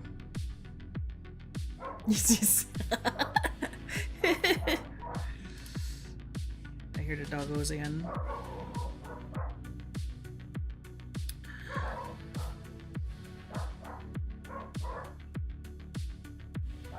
Where are they barking at? They can't possibly see anything. They're in the basement with no windows. Yeah, the doggos.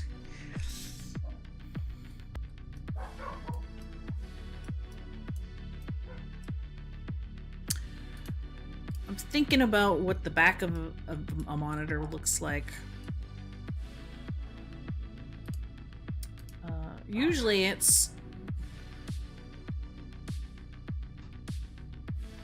goes up to something like this. And then we'll make that come out one more. And then there's plugs that come up in here, like underneath typically. And then the stand's right here in the middle. So we'll work on that. We'll just kind of make it a mess again.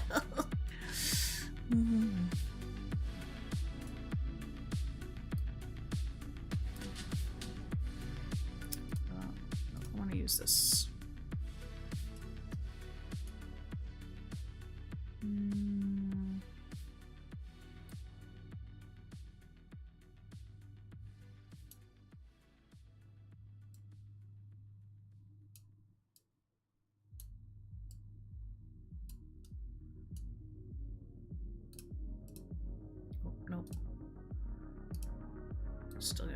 this. And then this.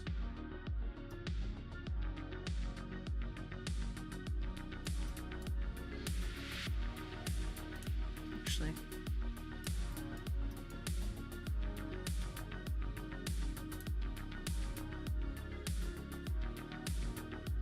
All messed up.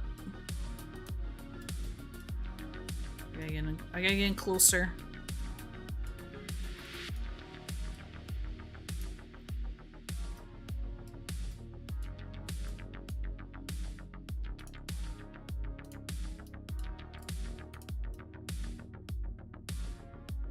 Okay.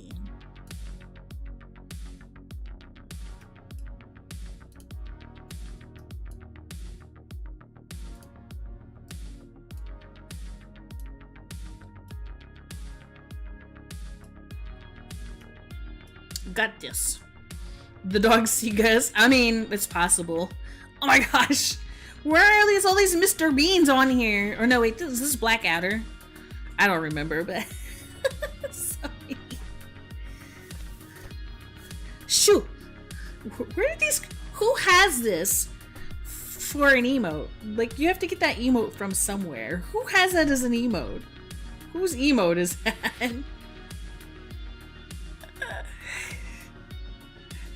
Get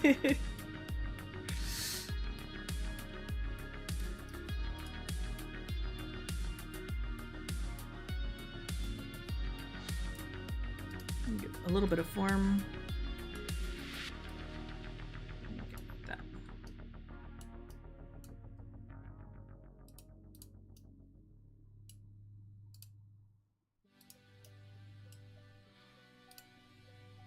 Go to attach. Coming down.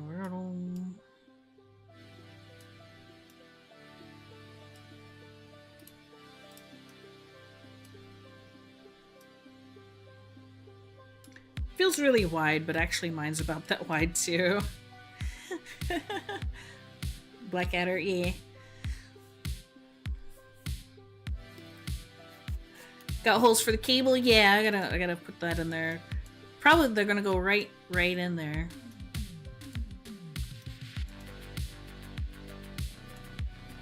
I'm debating how tall to make this, because it could be this tall, but most screens aren't.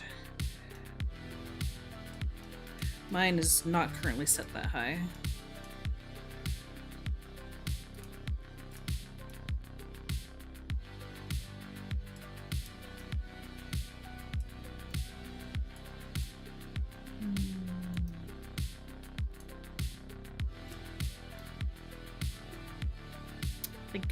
Thinking.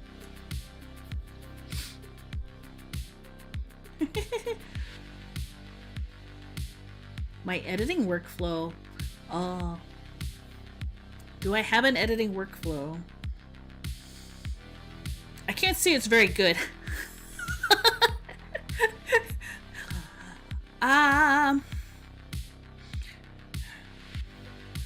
Let me think about this for a second, because sometimes it has to change because of like the VTuber aspect of it and how I have to record things in different programs depending on whether or not they support transparency or not, whether they support Spout 2. There's a couple of things. Sometimes I'll record something with absolutely no sound and then sound overlay, or sometimes I'll have to record everything together and just edit from there. It gets a little wonky, to be honest.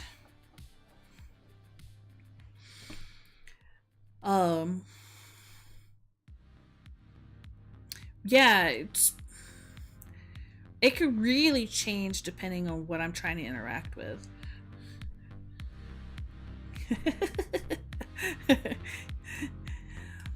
Most of the time I'm recording through OBS and everything's put together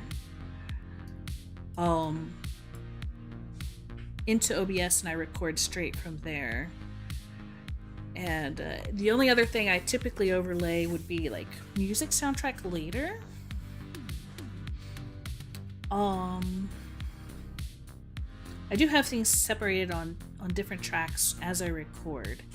So like my desktop sounds versus my sound is all going to be on a different sound. I can separate it even more if I have to for skits and stuff.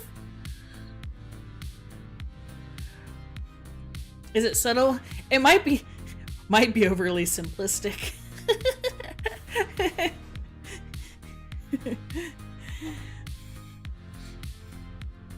Dun, dun, dun, dun. When it comes to like my shorts and things, I don't use anything except for like, well, okay, I take this back. For shorts that I put on consistently from streams, that's actually just done straight through the Twitch setup, like in the back end. It has its own little like short setup where you can like edit your own clips and whatnot. Those are done through Twitch only, and I get to choose like the beginning and end and what shows and where by a slider of like the screen, 2 different screens. But actual video editing is done typically in Premiere.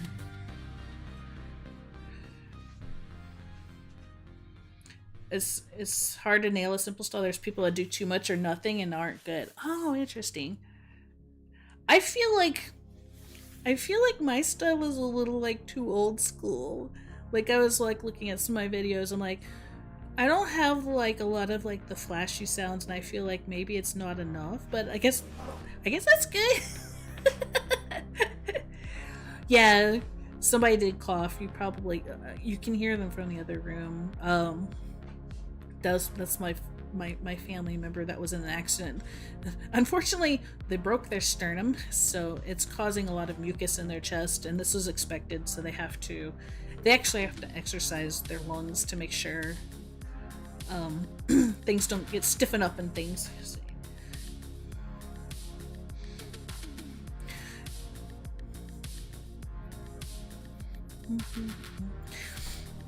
I do try to keep my transitions for like editing pretty straightforward and simple. Like sometimes I'll theme it to whatever I'm talking about. And then I'll edit the sound every once in a while for effect. But just a little bit, not like a whole lot. Yeah, I might hit you up. I have some ideas. You geek too much. It's just great. I am very rudimentary when it comes to editing. I kind of sometimes have to reteach myself because I don't do it enough.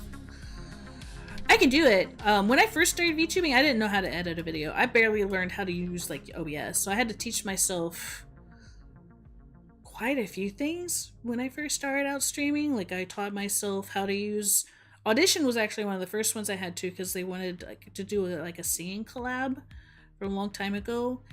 It wasn't a great recording because I didn't know how to record very well, but I learned it. I taught myself, and then after that I'm like, well, I need to make like video content. I'm like, well, I guess I'll learn how to use Premiere. And it just kind of like steamrolled into like, I learned how to use Unity, and then I learned how to use Blender, and now I've learned how to use a little bit of Unreal Engine 5, and I kind of dabble in like a lot of things.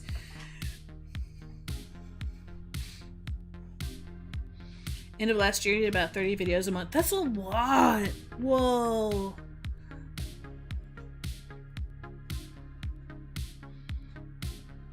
That's so many. A master of all trades, Fortune. Yeah, kind of a little bit. Like, and I wouldn't call myself a master, a dabbler of all trades. I like learning stuff. I've learned like photography. I taught myself how to sew. I used to know how to play piano, but I don't really do that anymore. I've lost that talent because I never practiced. But I'm not. I like learning things, so don't get too discouraged when there's like a large learning curve. I might stop and then come back to it. Like Blender has been one of those things where I keep poking at it, and I'm not having like a good grasp of it. But lately, I've been doing pretty good. Yeah, it does teach you different things when you work with different stuff. It's important. Like, learning how to sculpt will, in fact, help you learn how to draw, and vice versa. Learning how to sew will like help you understand how to like sketch out fabric, There's like it all comes together. Jack of all trades, master of none, kind of, but better than a master of one. Is the whole deal. Yeah, Blender's the one that I keep poking at. Like, I know well enough to now kit bash a little bit when it comes to modeling. That's about all I know. I don't know how to do um, there's a lot of things I don't know how to do. I still want to learn how to texture on it. That's probably like the next thing I'd like to learn, how to proper texture on Blender, inside Blender. Most of the time I'm doing it in Photoshop and then importing and exporting back and forth. So it's become less scary. Yeah, it is less scary now. Being a VTuber has done a lot to my like tech skills. It has grown my tech skills inadvertently.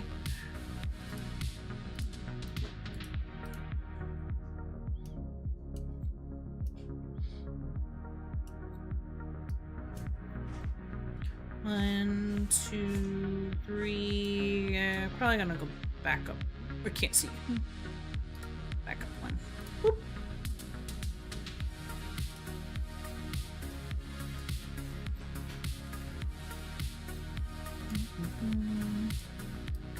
This I'm just learning because I was interested in game dev stuff. I'm like, well, what if I could make my own assets?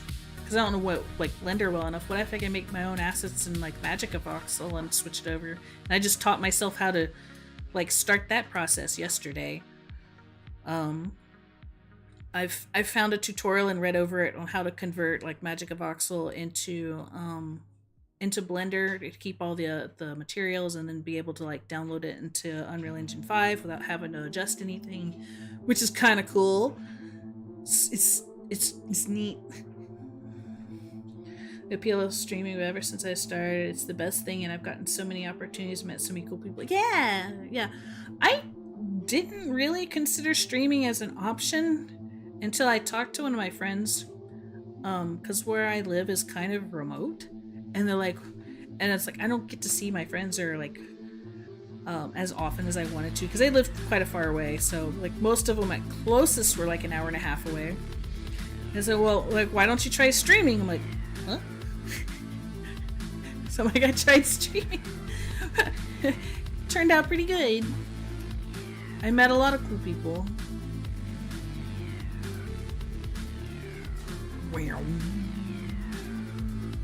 I want to build a base on this.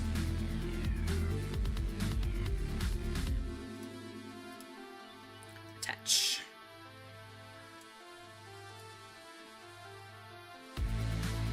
I'm probably not going to stick with this, but...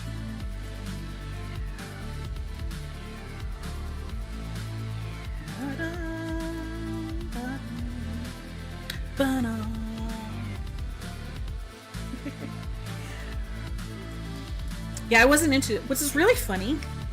This is another interesting thing. I barely watched YouTube before streaming. I was not a YouTube kid. Right?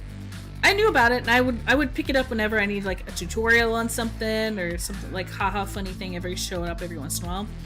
I haven't watched YouTube. I still don't watch a lot of YouTube. So like my idea of like how YouTube videos are supposed to be put together is I think it's a little weird. It's a little skewed. 5,000 miles away. That's because you're over in Europe, Foxtrot. But thanks, Fortune, by the way. Let's unselect this here. We're gonna...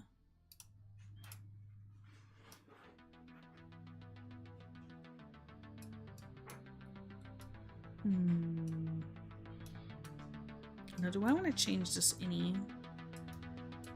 Just to make it more interesting. Alright, go back.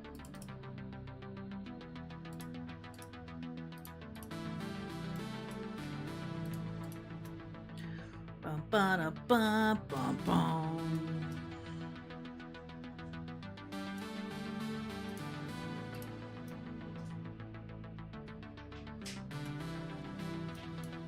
Oh, don't want to do that.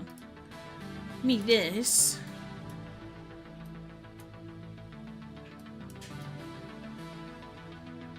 Ooh. Cali life here, far from a lot of people too. Yeah. Mikey, hi. Hello. Terrence, hey, how are you over there on YouTube? Oh, my arm. Oh, it broke. What happened? Guys, I'm broken. Oh my god. Okay. I think my tracking died for a moment.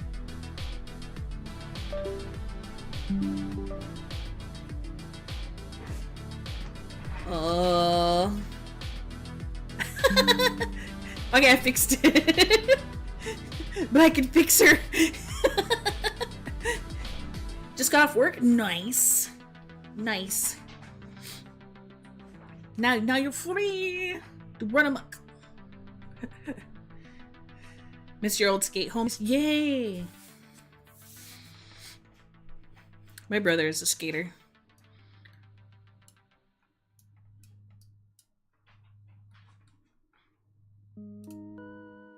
He's made a few custom decks for himself, and he's put them up on the wall. Am I right? Because I have not visited the UK. You are correct. The only countries I've been to outside of the US now is Canada and Japan.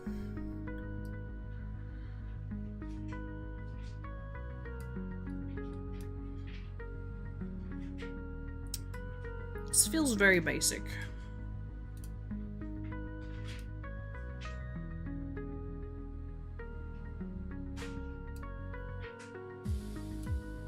We need to make it less basic.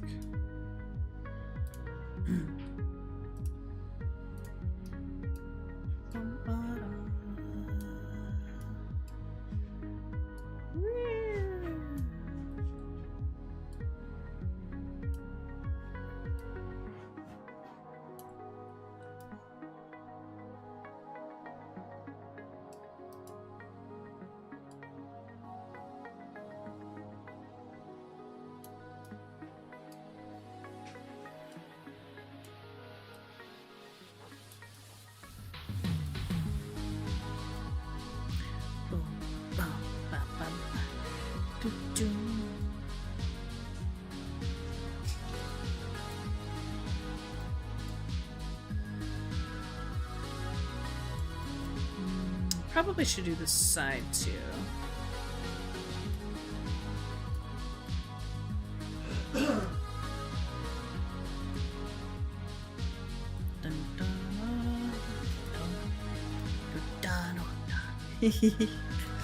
I should put in a fancy alert message. I've just never gotten around to doing that. I like lurkers. I do it a lot on a lot of people's like streams, especially art streams, when I need to get something done. Sort of that like parallel play type mentality, where if they are working, then you can work easier. I do that quite a bit actually. They're working on something.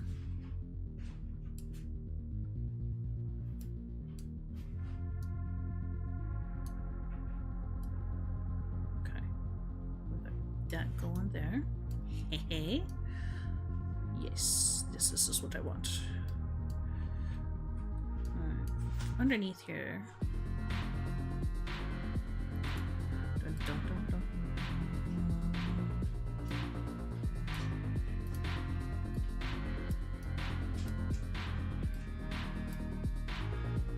Place places to plug stuff in.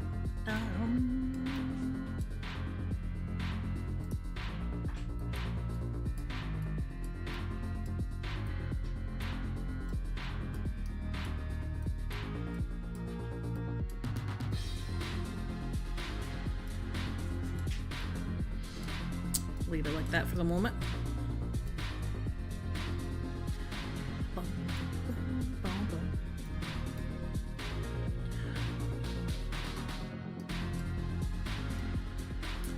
Most monitors don't even have an on-off button anymore. Mine does not.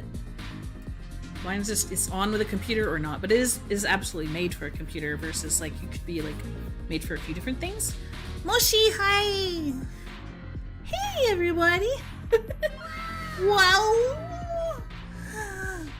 Welcome, artists and friends. We were just talking about working on art streams to like do the parallel play with like when you want to be productive, so you go watch somebody who's also being productive and therefore you get stuff done, which is really great. Venus, thanks for the follow. Hello, hello.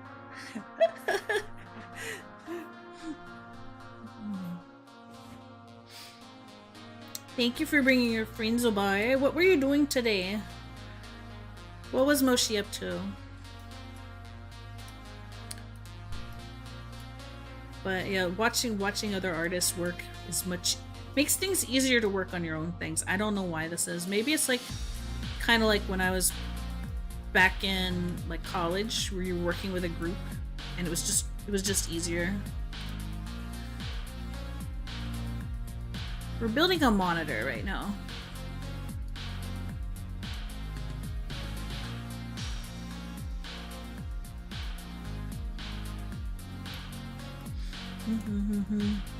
You're doing the arts? Nice.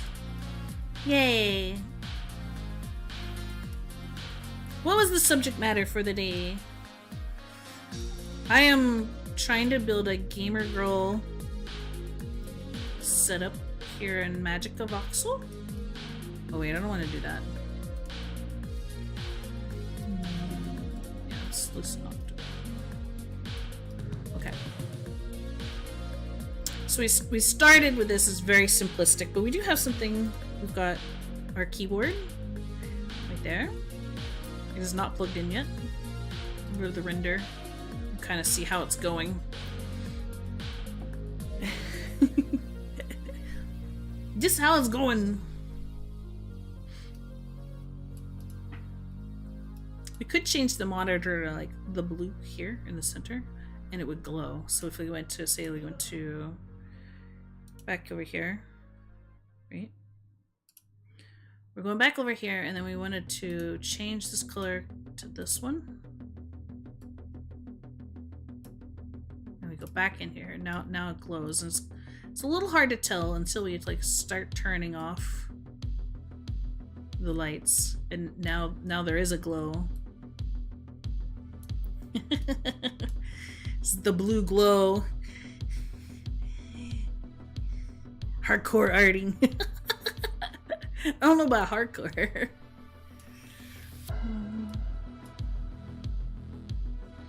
This is nice, but it still feels really basic. So we're gonna have to add some stuff to this to make it look cool.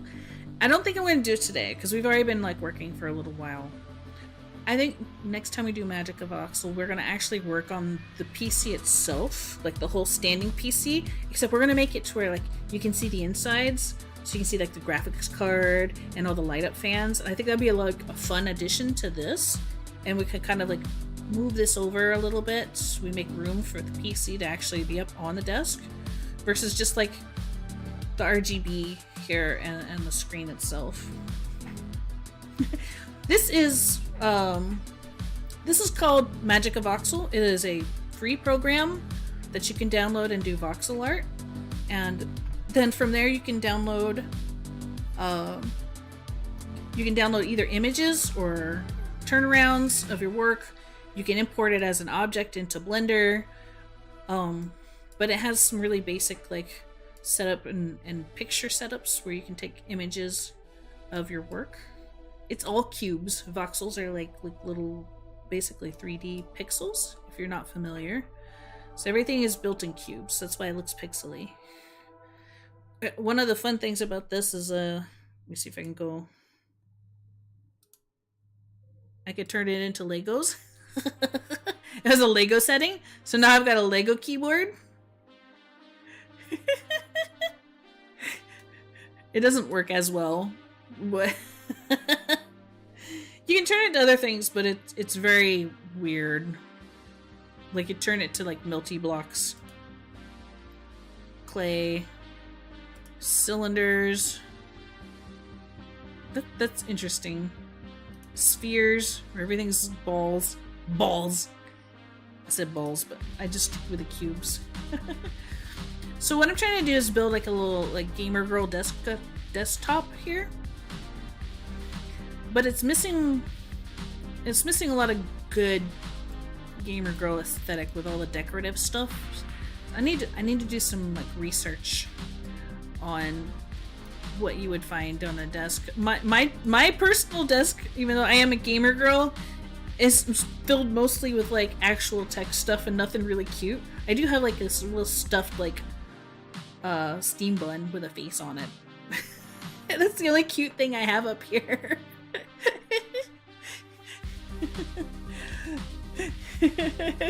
Doesn't Inception the brain would push the mark, eject, punch out, and run away? Yeah, it's missing that special something right now. I'll get there, but it's not there yet. It's just right now it's got the very basics going on. And I think I need to go find some like cool stuff to put on there. Oh hey, oh, thanks for the follow by the way.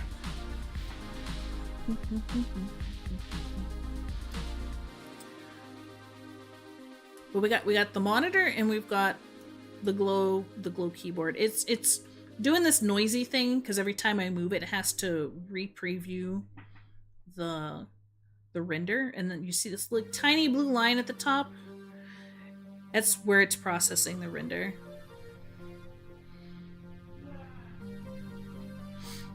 It'll get sharper as you go.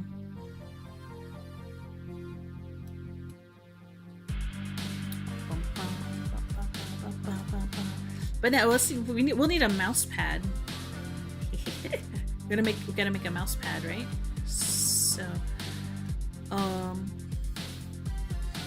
I just realized something though. What I wanted to do is keep all these separate. So, what I need to do is I'm gonna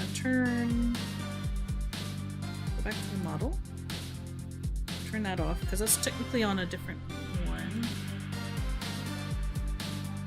We're gonna go on orthographic mode. Look, it's pixel art now. We're gonna just select this here.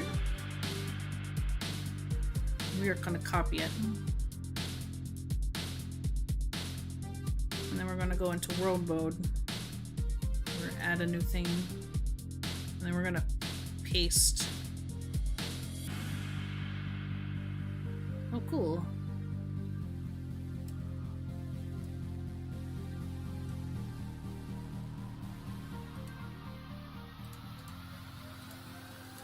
Alright, this one we end up not needing, so I get rid of that.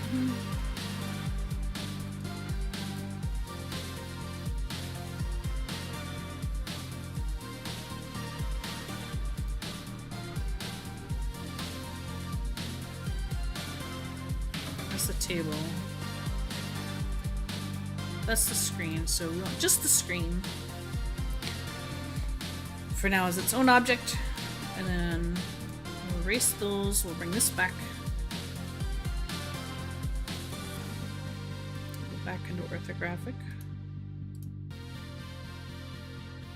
I'm doing some like model cleanup.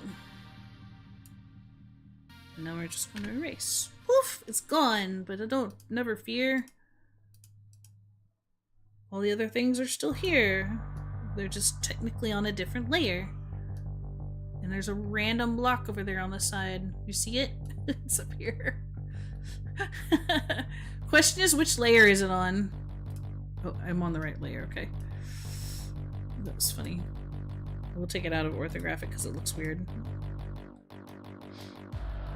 Oh, for VTubing. Okay. Sorry. VTubing, I am using VCFace currently. I use a mix between VCFace and Warudo, depending on the stream of the day. Next stream, I think, will be in Warudo. I have a VCFace and I have Leap Motion. My Leap Motion is in a weird place, though. Not what most people do. My Leap Motion actually sits right here above my head. It's like right here. I touch it. It's there. I hang it from the ceiling. Did I make my avatar? No. This avatar is by SonoVR, and they make base avatars you can use for VR chat and VTubing. And then I took that base avatar and I kit bashed it and changed all of the textures that I needed for myself. So I did do the art and texture work on a lot of it, and they did most of it though. I would say like 85 to 90%. Mm-hmm. The emotion is really great, especially for 3D VTubers who are doing like sit down content. The new ones are even better. I have the original one. I have the old one, like from when it first came out. So getting the new one will work a lot better for you. Yeah.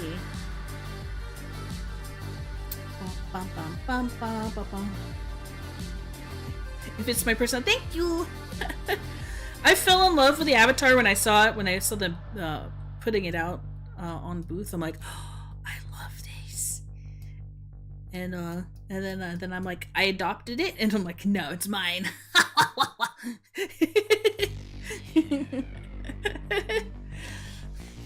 Yeah, I ended up tailoring it for me. I have made my own avatars. Like all the ones that were before this were mine that I created pretty much from scratch using Vroid and my own texture work.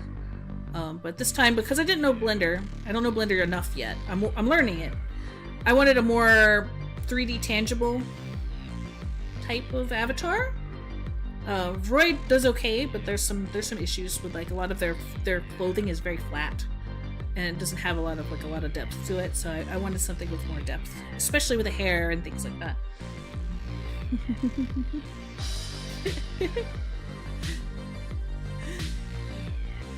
MagicaVoxel, hi! Thank you! It's a fun program. I do like it a lot. I'm learning it. I'm learning. Mostly I'm learning now. Oh, my nose itches. Hold on. I'm learning, like, layer management. So I'm figuring out how to do my layer management now.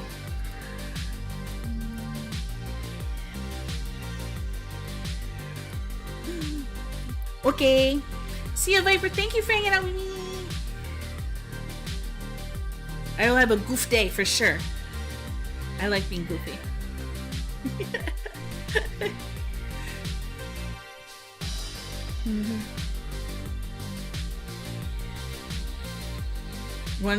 I'm not short.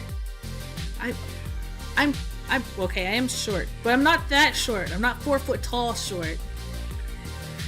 5'3". I'm not that tiny.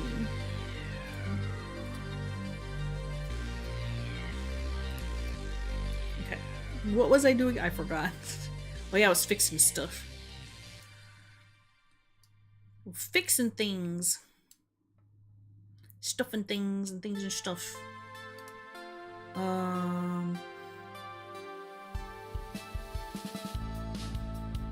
What was the next thing I wanted to try?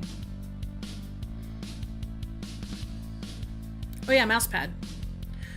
Mousepad's going to be on a different.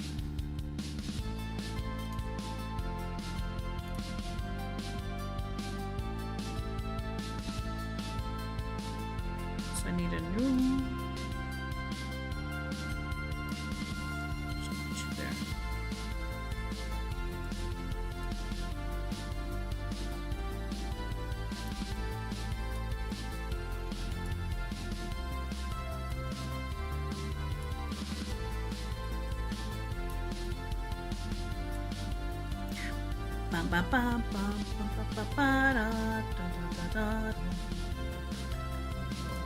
Here.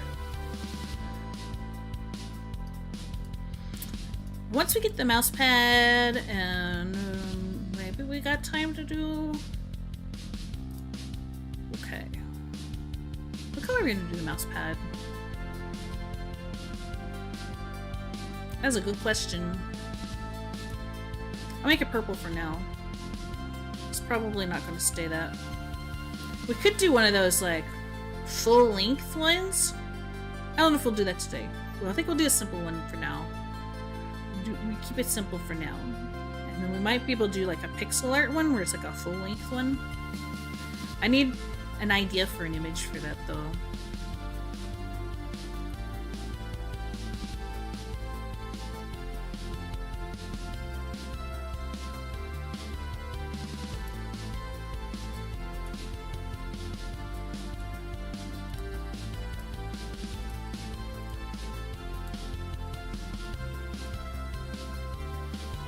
Mouse pad.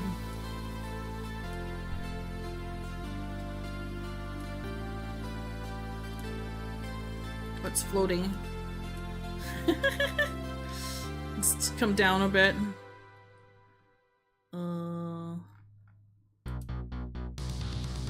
Down.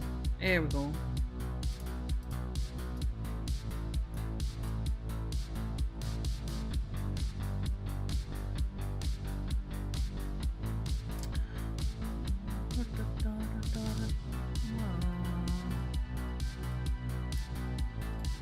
Move it up and over.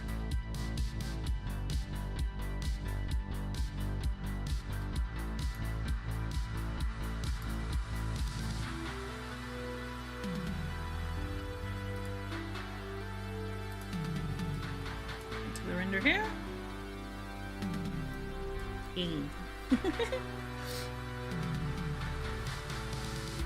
Fun size, yeah, definitely fun size. 6'2", whoa. I'm used to being surrounded by, I'm used to 6 foot tall people. Like, actually, I feel gypped, okay? I feel gypped. I'm 5 foot barely 3. Like, okay? I hover between 5'2" and 5'3". And my family, I'm between two brothers. I'm the middle child, okay? I have two brothers. Both of my brothers are 6 foot tall. My father is 6 foot tall. My mom is 5'11". What happened here? What happened? Why did I get the short jeans? What's going on? I don't understand. Why am I 5'3"? I was so upset. I was so upset. By the time I graduated high school, I was so mad because I was still 5'3". I peaked in 8th grade. I'm like, what? I'm not supposed to be short. I was supposed to be taller. And here I am at 5'3". You know whose fault it was? No, you know who's to blame? My grandmother, who was 5'1".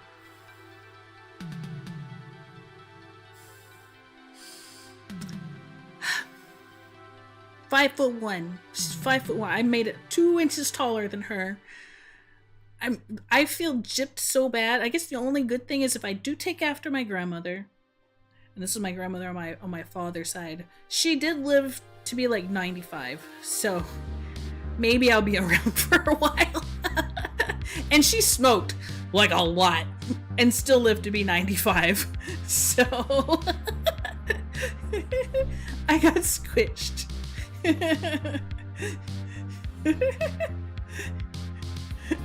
Yeah, this is my grandmother's fault. I was a healthy kid. I didn't even eat that much junk food. Like, the only like sweets that we had in the house most of the time was ice cream, because my dad had to have ice cream, and we always had ice cream in the freezer. But anything else we had to make. Like, if I wanted cookies, I had to make cookies. I had to make them from scratch. My parents were like, no, we don't buy that stuff.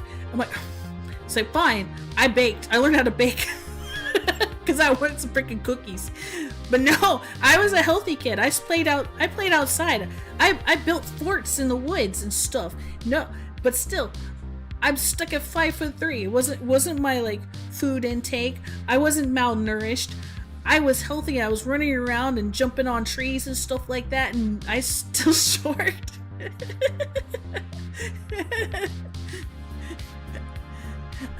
I just wanted to be like 5'6" or something. I mean, I didn't want to be like as tall as my family. I didn't have to have that. I just wanted it like a little bit more. This is true. I could definitely squish into things that they could not get into.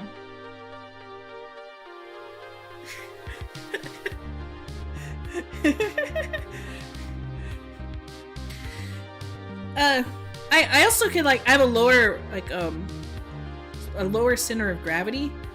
So with fighting my brothers, I just have to scrunch down a little bit more, and then like I could push into their sides or their thigh, and they start falling over. I'm like, hey.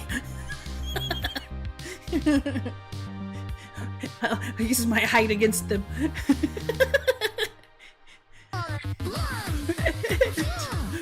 3, ready?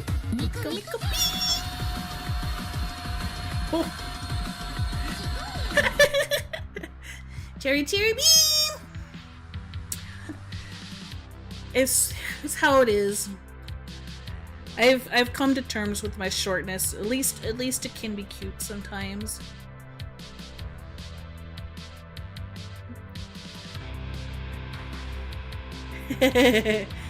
Saber and sorcery.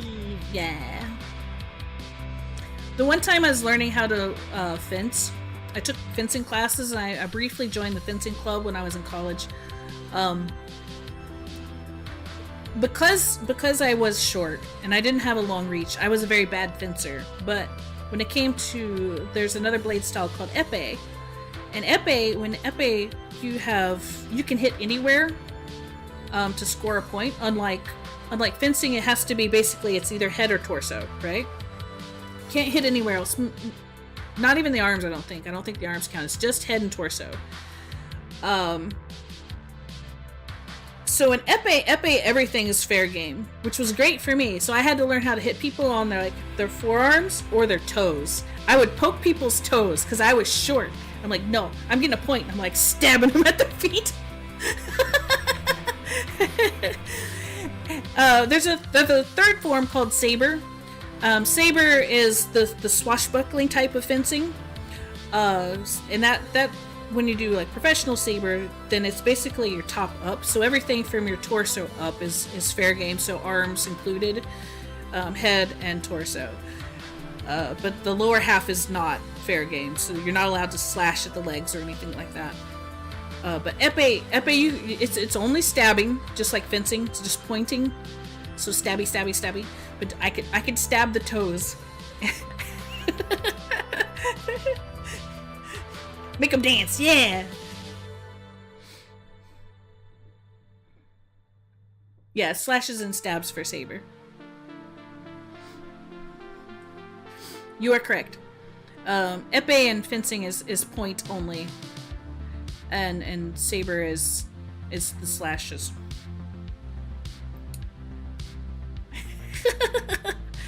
But I mean, they should know better because they are taught like all parts are viable, but because I was short and I was up against people that had much longer reach than I was, I had to get whatever I could get a hold of, and that's the same for anybody else. So they aren't protecting their feet enough. Got to move fast.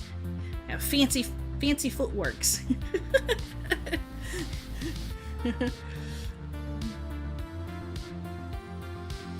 Yeah, some people didn't take to fencing or epee. Fencing was just a little bit too technical for me. Epee fit really well because the free reign of your target. I was not good enough to react when it came to saber. It was not. I'm not a very. This is the same in gaming either. Like I'm not a very reactive gamer, or where I can block as well as I should. I can think ahead to like for strikes and stuff, but also trying to block and things at the same time. But saber became a little bit too complicated, so epee was the one that fit me best.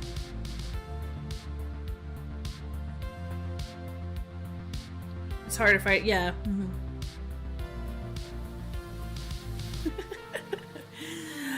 I only did it for a short while. They didn't have enough people in the fencing club to keep it going, so it disbanded. They still had a fencing team. I was not good enough to be on a fencing team. I was just kind of learning. Most people who were on the fencing team were training, and some of them were training to like do Olympic type stuff. I was just like playing around. I was like goofing off, you know. I did one tournament. One tournament up against UNC Chapel Hill, at one time.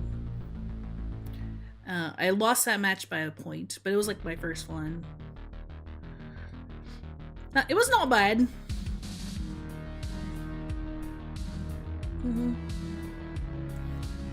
Hero of Gundam Wing. I hate Gundam Wing. I don't like that anime. I think all the characters are stupid and irritating. I hate that anime. I think it was one of the first animes I watched. Like, everybody's like, oh, I love Gundam Wing. And I watched it and I'm like, these characters are dumb. I don't like any of them. The main guy is stupid. He's like overly edgy, and the other girl is also stupid. It's like, oh, come to my birthday party. I'm gonna kill you. I still love you. What? This is about as much chemistry as like the Phantom Menace or whatever, like the early Star Wars and like Anakin and Padme. I'm like, chemistry was terrible. It was stupid. Hated it. Loathe.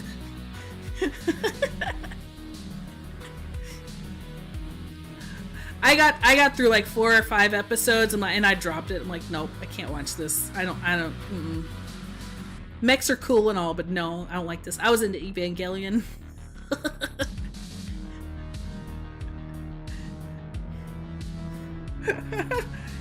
Yeah, the same response to Akira. Akira was definitely one of like the first animes I watched, but it was kind of meh on me. I was much more interested in the animation than the actual story itself at the time, because I was just like learning about anime, and of course my friends were like, well, if you're learning about anime, you've got to watch the classic Akira. I'm like, okay, and I watched it. I'm like, all right, the animation was cool. The story was kind of like, what? But like the story is like a big fraction of the actual like manga. The manga's massive. If I found out later. Yeah.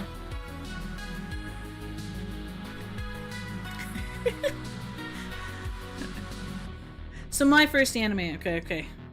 It's amazing that I stayed in anime. My first anime was Akira, Ghost in the Shell, and Ninja Scroll. If y'all ever seen Ninja Scroll, you'd be like, wow, I'm surprised you stuck around as a girl. And then later I watched like Slayers, Oh My Goddess, Tenchi Moyu, things like that.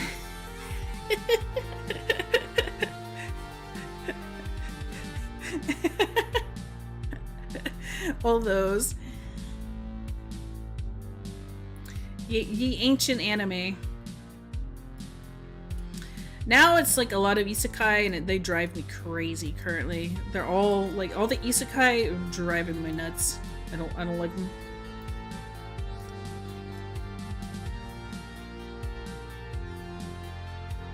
Yeah.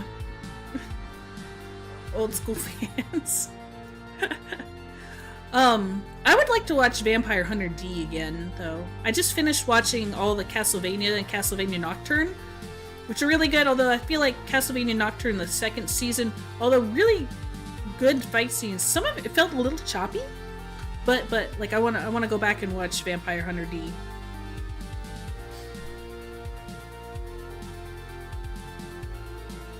Back to the model. We're gonna go ahead and shrink that. It's not gonna be any bigger than that. I might make it. I'll make it 12.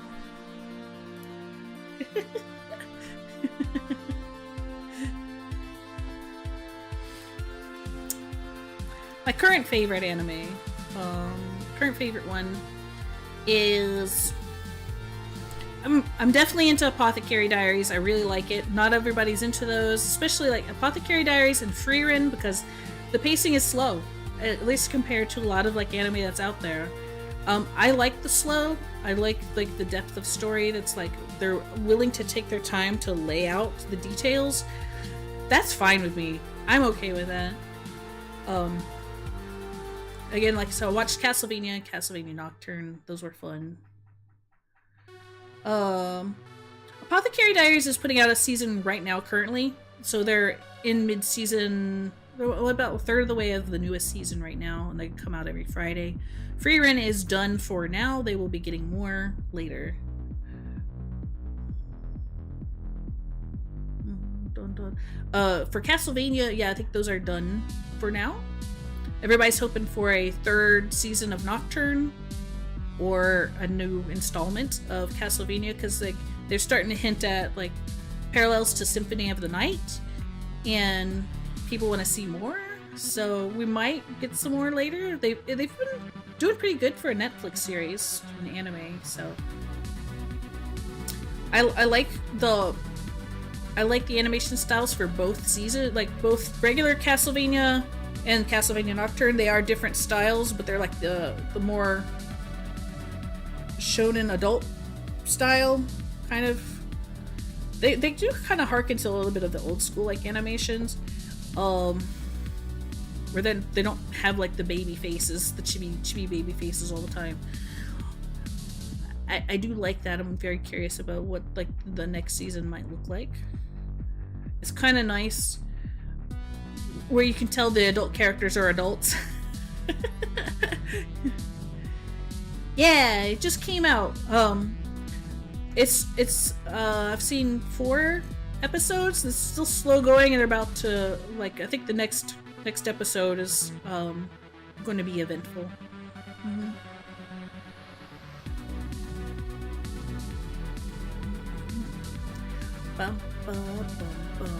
But everything I've been watching now has been not isekai.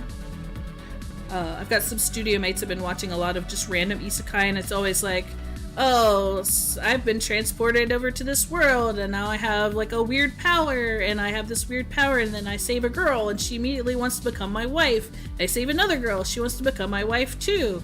Oh, and I run into this other girl that's willing to help me out, and she's gonna kind of become my wife, but no. And then we're gonna go fight this dragon that turns into a girl and wants to also become my wife. I'm like, the only one that I'm looking forward to is, it's the cooking at isekai, where the guy gets this, like, my unusual skill. He's like, his skill is like being able to access like grocery Amazon, and he cooks for his wolf friend. And it's not about him and some other like pick up other like random girls. It's just like him surviving in the world and cooking a lot of delicious food. Oh, Delicious Dungeon is good. I've seen all of that.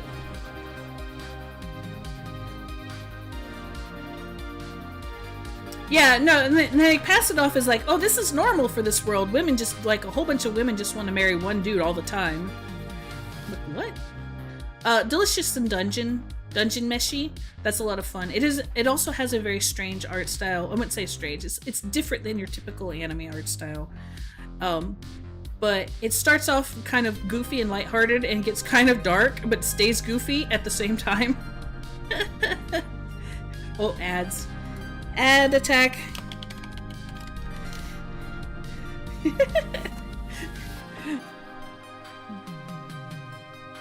Bum, bum, bum, bum, bum, bum. I'll wait for the ads.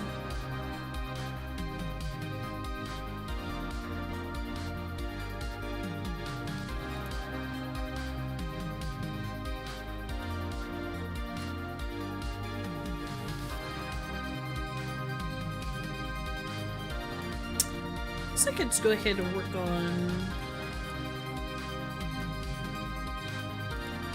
this one.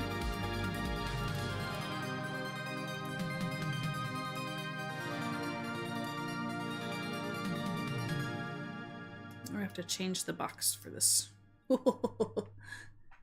Ad's almost done. We're gonna make this 36 high, or make it maybe 24 high. Welcome back. I was talking about Dungeon Meshi. Delicious and Dungeon is fun. It's got a unusual art style. It starts off kind of like zany and goofy, and then it gets dark, and then also still stays zany and goofy. Yeah, I enjoyed that one. That was good.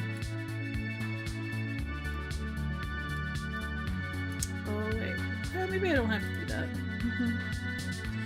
Senko! Oh, hey! Thanks for the follow, by the way. Senko! I haven't been doing a whole lot of voxel work. I've been talking. I've been chatting away. Alright, I need to build a mouse. We want an RGB mouse, right? It's gotta be pink. It's gotta be pink. So we'll go to here. I'm gonna add a new one. Bring that up.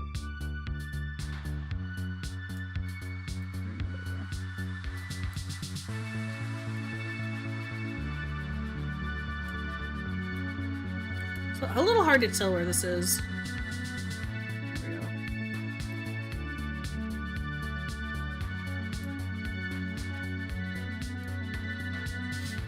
Good enough. Back to there. Should be right on top of it. Yeah. Is it Netflix only? It might be. It might be.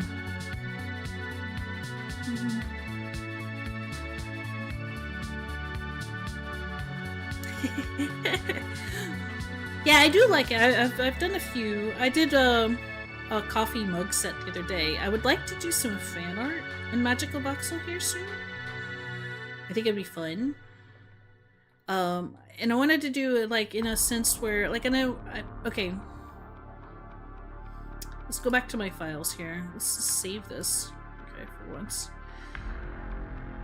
So I started making like a little chibi base here. And this is okay.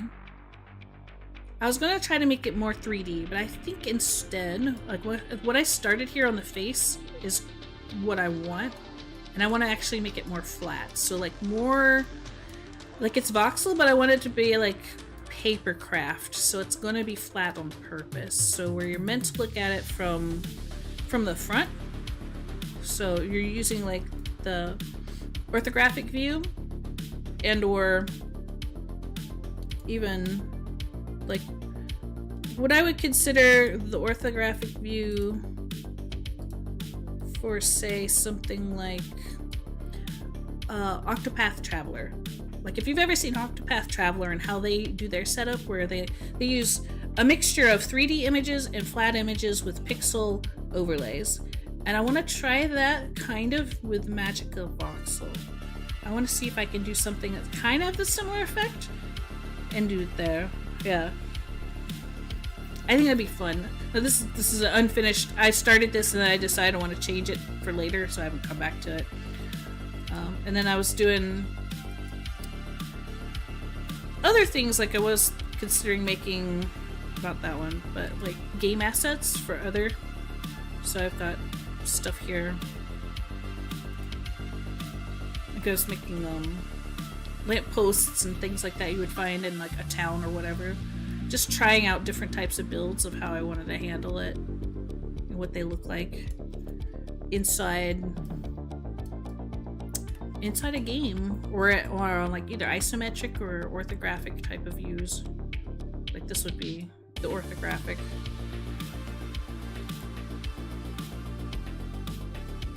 It's pretty close to front forward orthographic, and then you have isometric, which would be more like that right there.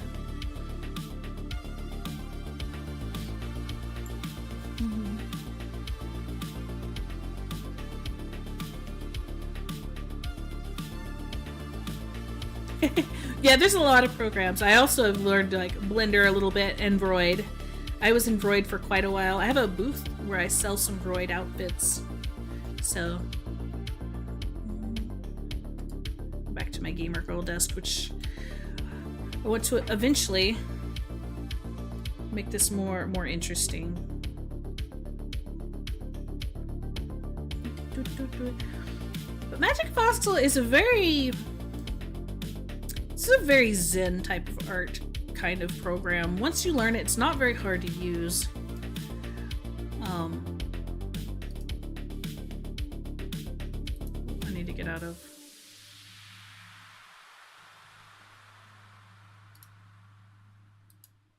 Let's go back to this.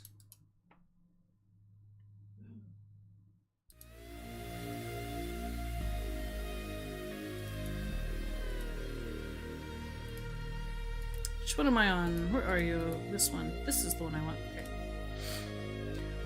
It's not too hard to use, and like because it's just blocks. There's a lot less stress when it comes to like building things. It's like, you like my art? Well, thank you. I want to make cuter stuff. Building my skills. I've seen some people who work in MagicaVoxel. I've joined a Discord. There's some really amazing builds out there, well beyond what I can normally do. Okay. What kind of mouse are we gonna have? Gamer mouse. Touch.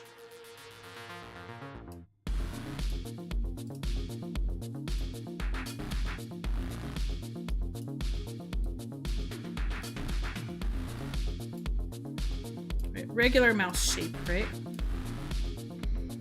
What if we want it, let's see, we'll make it a little longer. What if we have it like the little thumb piece on the side?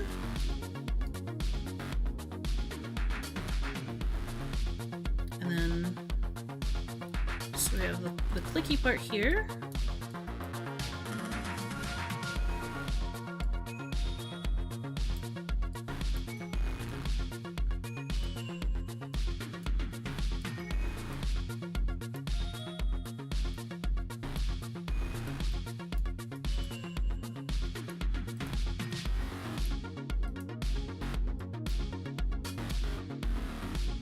May or may not be this high by the time I'm done with it.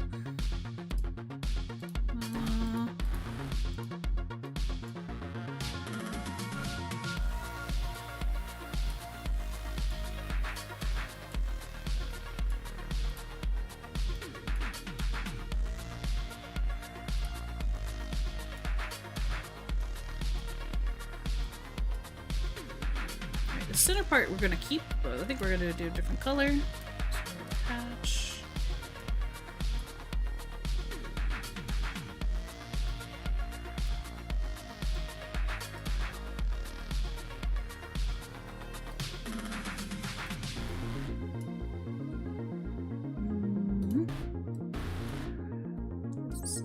The amount of simplicity you have to like do just to get to the next level.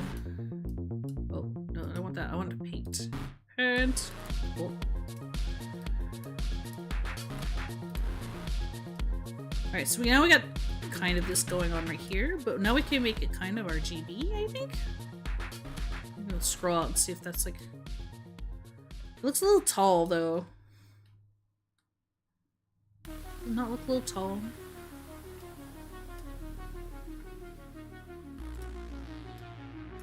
Alright, we're gonna try that and see if that's better.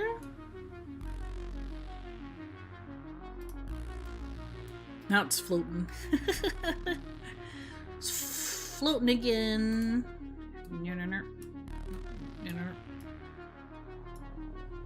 Move it down. Doot. Oh, too far. There we go.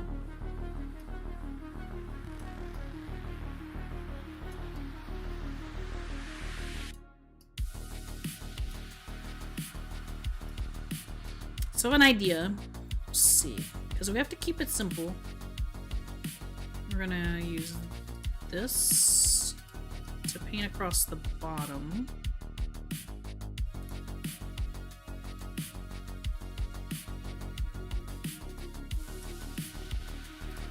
Select that. Paint.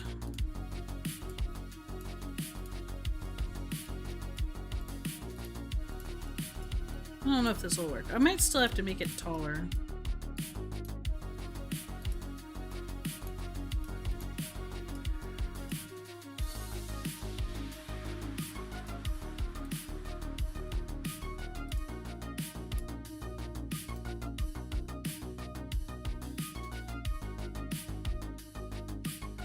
Okay, I'm gonna make that stuff disappear again.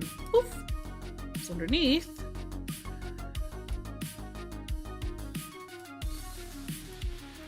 Underneath, we're gonna do more RGB.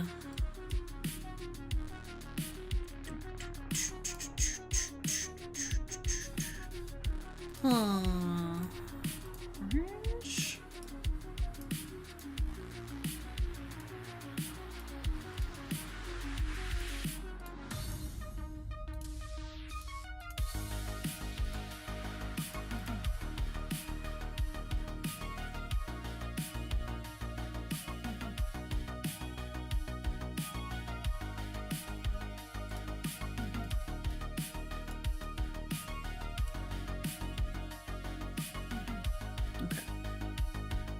Turn it back on. Go to the render.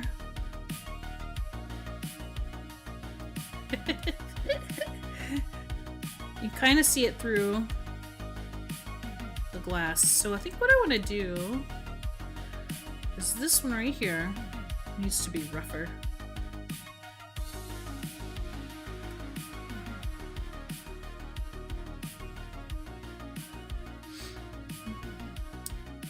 Yeah. Now we got an RGB mouse. I might change the bottom colors instead of green.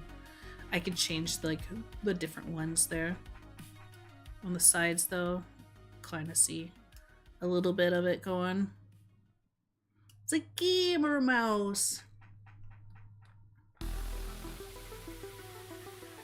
Part of me might want to make that blue.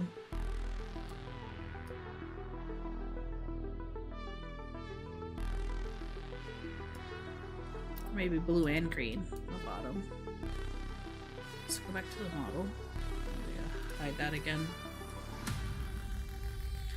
Just for the sake of things showing at the bottom.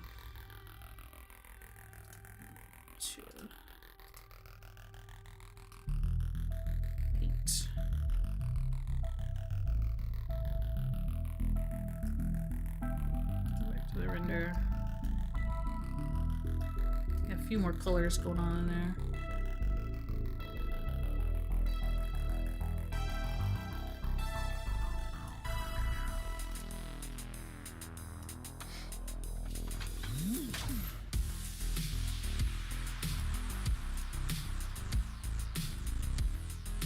Yeah. There we go. All right. You don't see the bottom, it's fine. Torque head sockets?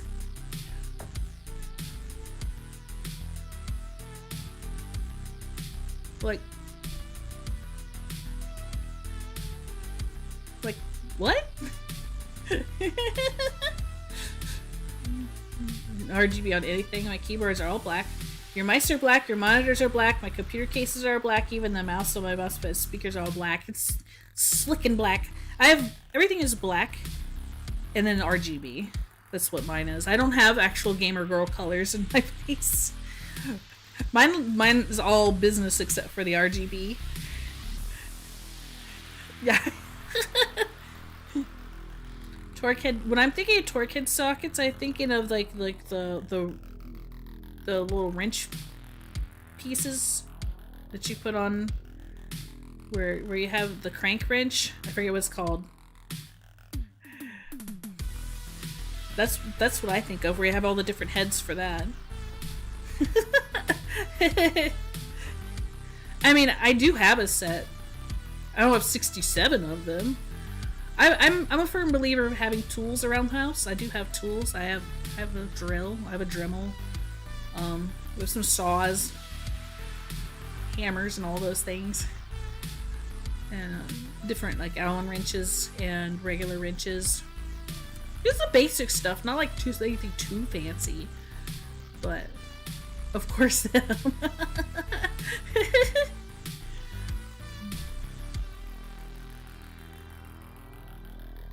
All right, that mouse adds a whole lot. The little like mouse adds some personality. That's what's going on here.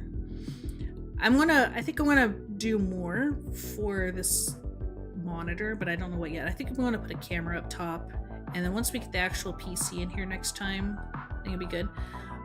Maybe we'll work on this next Monday. We'll just MagicaVoxel Monday for a little while until I finish this, which should be good. We're gonna wrap up here. We've been going for like 3 hours now. I'm gonna get me some lunchies, some foods. Well, we should probably take like a proper picture. Let's see. Let's go to the camera.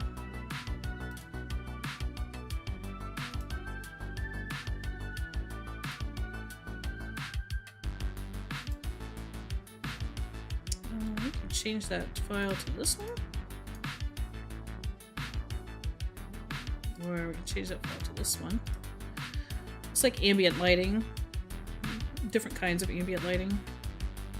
Oh, maybe I'll just leave it like that. You can change the ground and everything, but like we'll eventually build like a whole like room, I think, to go with this. The biggest tool is you. Blackstraw, no. No.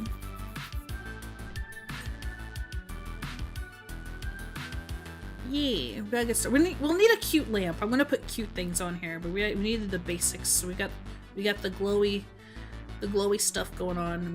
We'll need the PC, but after that, then we can add all the fun little odds and ends, like plants and plushies and gaming stuff. Like we could put like a little switch up here too. You know, gamers. It'd be cute. We should hit save though. All right, let's just see orthographic. That's what it looks like from straight on. Asymmetric is this. Perspective is that.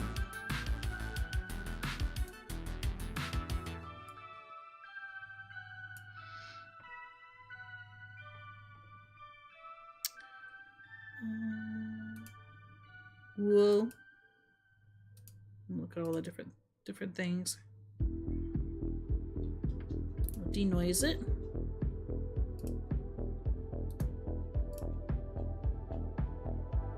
Bloom go in here.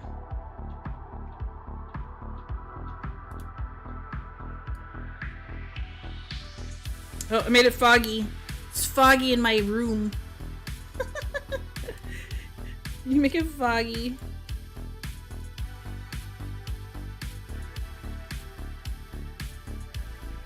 Kind of gives it an aura.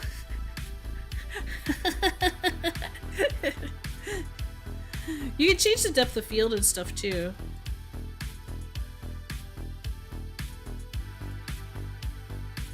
Oh, my headset's about to die. Oh, it's too far away. I gotta mess with that next time. Exposure, vignette. Just make it a little dark. Now it's spooky. Need to move it up here.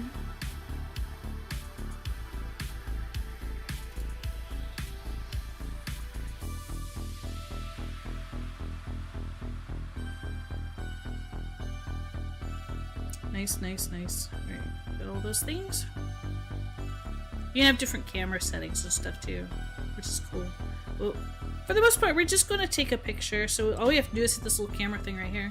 Bloop. And it takes a picture.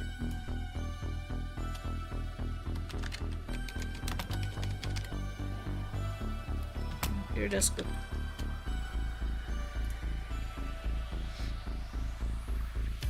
Nice. And I can also export it.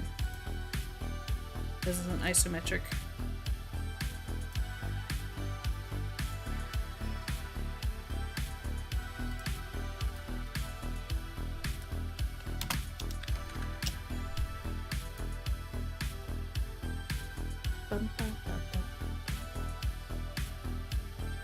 Alright, I've got that. Save. We're gonna bring it up on stream here. I'll show you. Image. Because it looks real different in isometric. Real different. Browse. Find my MagicaVoxel stuff. Oh, it did all the pieces separately. What? Oh, my headset died. No, I can't hear anything. That's fine. Y'all can still hear me though. Here's this. So that's like the final like render. So far, like we haven't added like a whole lot of stuff. I want to put like stuff up on the screen and things. And then add some more images. And you see, it does this as little separate pieces. Look at them up to your top. I'll move it down. There's the keyboard. Now the thing is with the isometric render, it doesn't use any of the materials. It's just a straight up like render for like a game, like a pixel art-ish type, which is cool. But you can like render it in two different ways. You can render it like this way, or you can render it like that way, or you can actually set it up to where it's a clear background and you can have like a picture of like this, but it's in this style. So there's a lot of different ways to render this stuff out, which is fun. So I did it with like the coffee set the other day.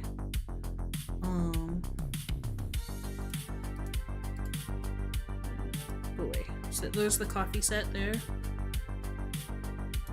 And then, but I also had it in an isometric too. Like there's the coffee set in isometric. So it looks different. It's pretty versatile. It's very fun to play with. Again, it's called MagicaVoxel. You can download it for free. It doesn't cost anything to use. You can use it for commercial stuff if you want to. And there are some tutorials on it on YouTube on how to use it. And it also has some documentation on the website itself where you can like learn the basics. I think there's also tutorials on the website itself, but it's a little dated version of the one that's out now. So yeah, it's fun to play with. It just does cubes though. Doesn't do anything else, but it's really cool. You can make lots of like images like this and like just take it and like pop it into your game. So if you need like an image of this and it's like got a clear background, like it's a PNG, it just doesn't have the black or anything, you absolutely can do that. You just take a picture of it and then like as long as you have all your angles right, which you can do down here, which is at the bottom.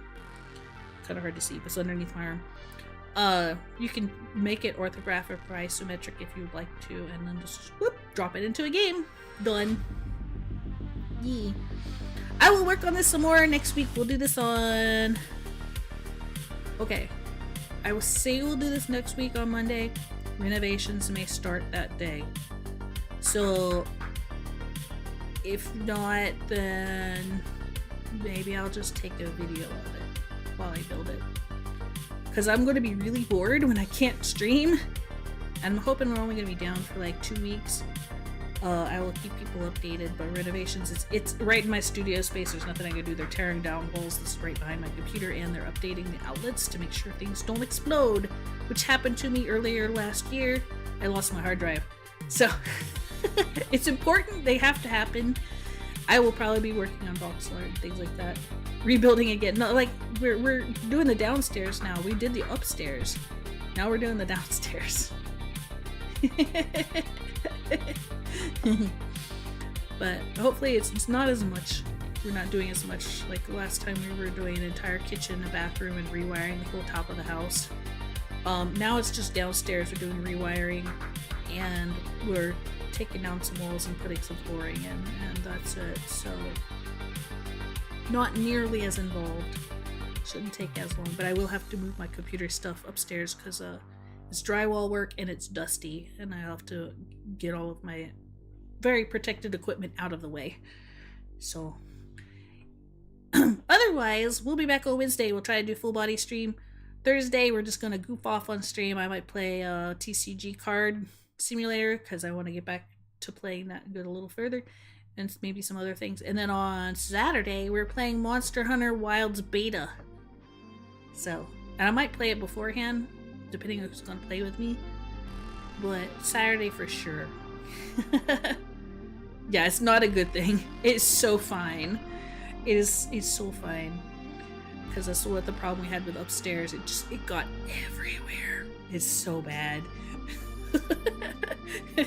He's no good. That's no good. What? But thanks for hanging out with me. Let's see who we could go raid. Who is on right now?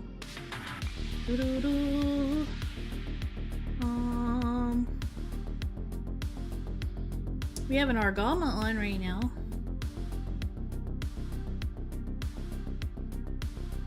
She's playing Final Fantasy. We'll see. I was kind of interested in that. I don't think I want to pay for it yet, though. I think it's expensive, and I'm not gonna buy it yet.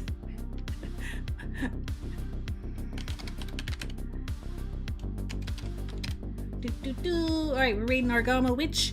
Y'all have a good rest of the day. I'll see some of y'all on Wednesday night. And do your best this Monday. I know the week is long. You got this. Let's hit the chat button. We'll get this going.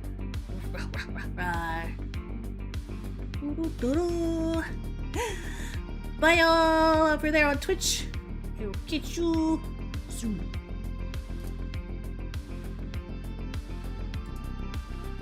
And then y'all over there on YouTube. Thanks for hanging out with me. And I will see you soon on Wednesday. Bye y'all. I can't raid yet. I'm not partner.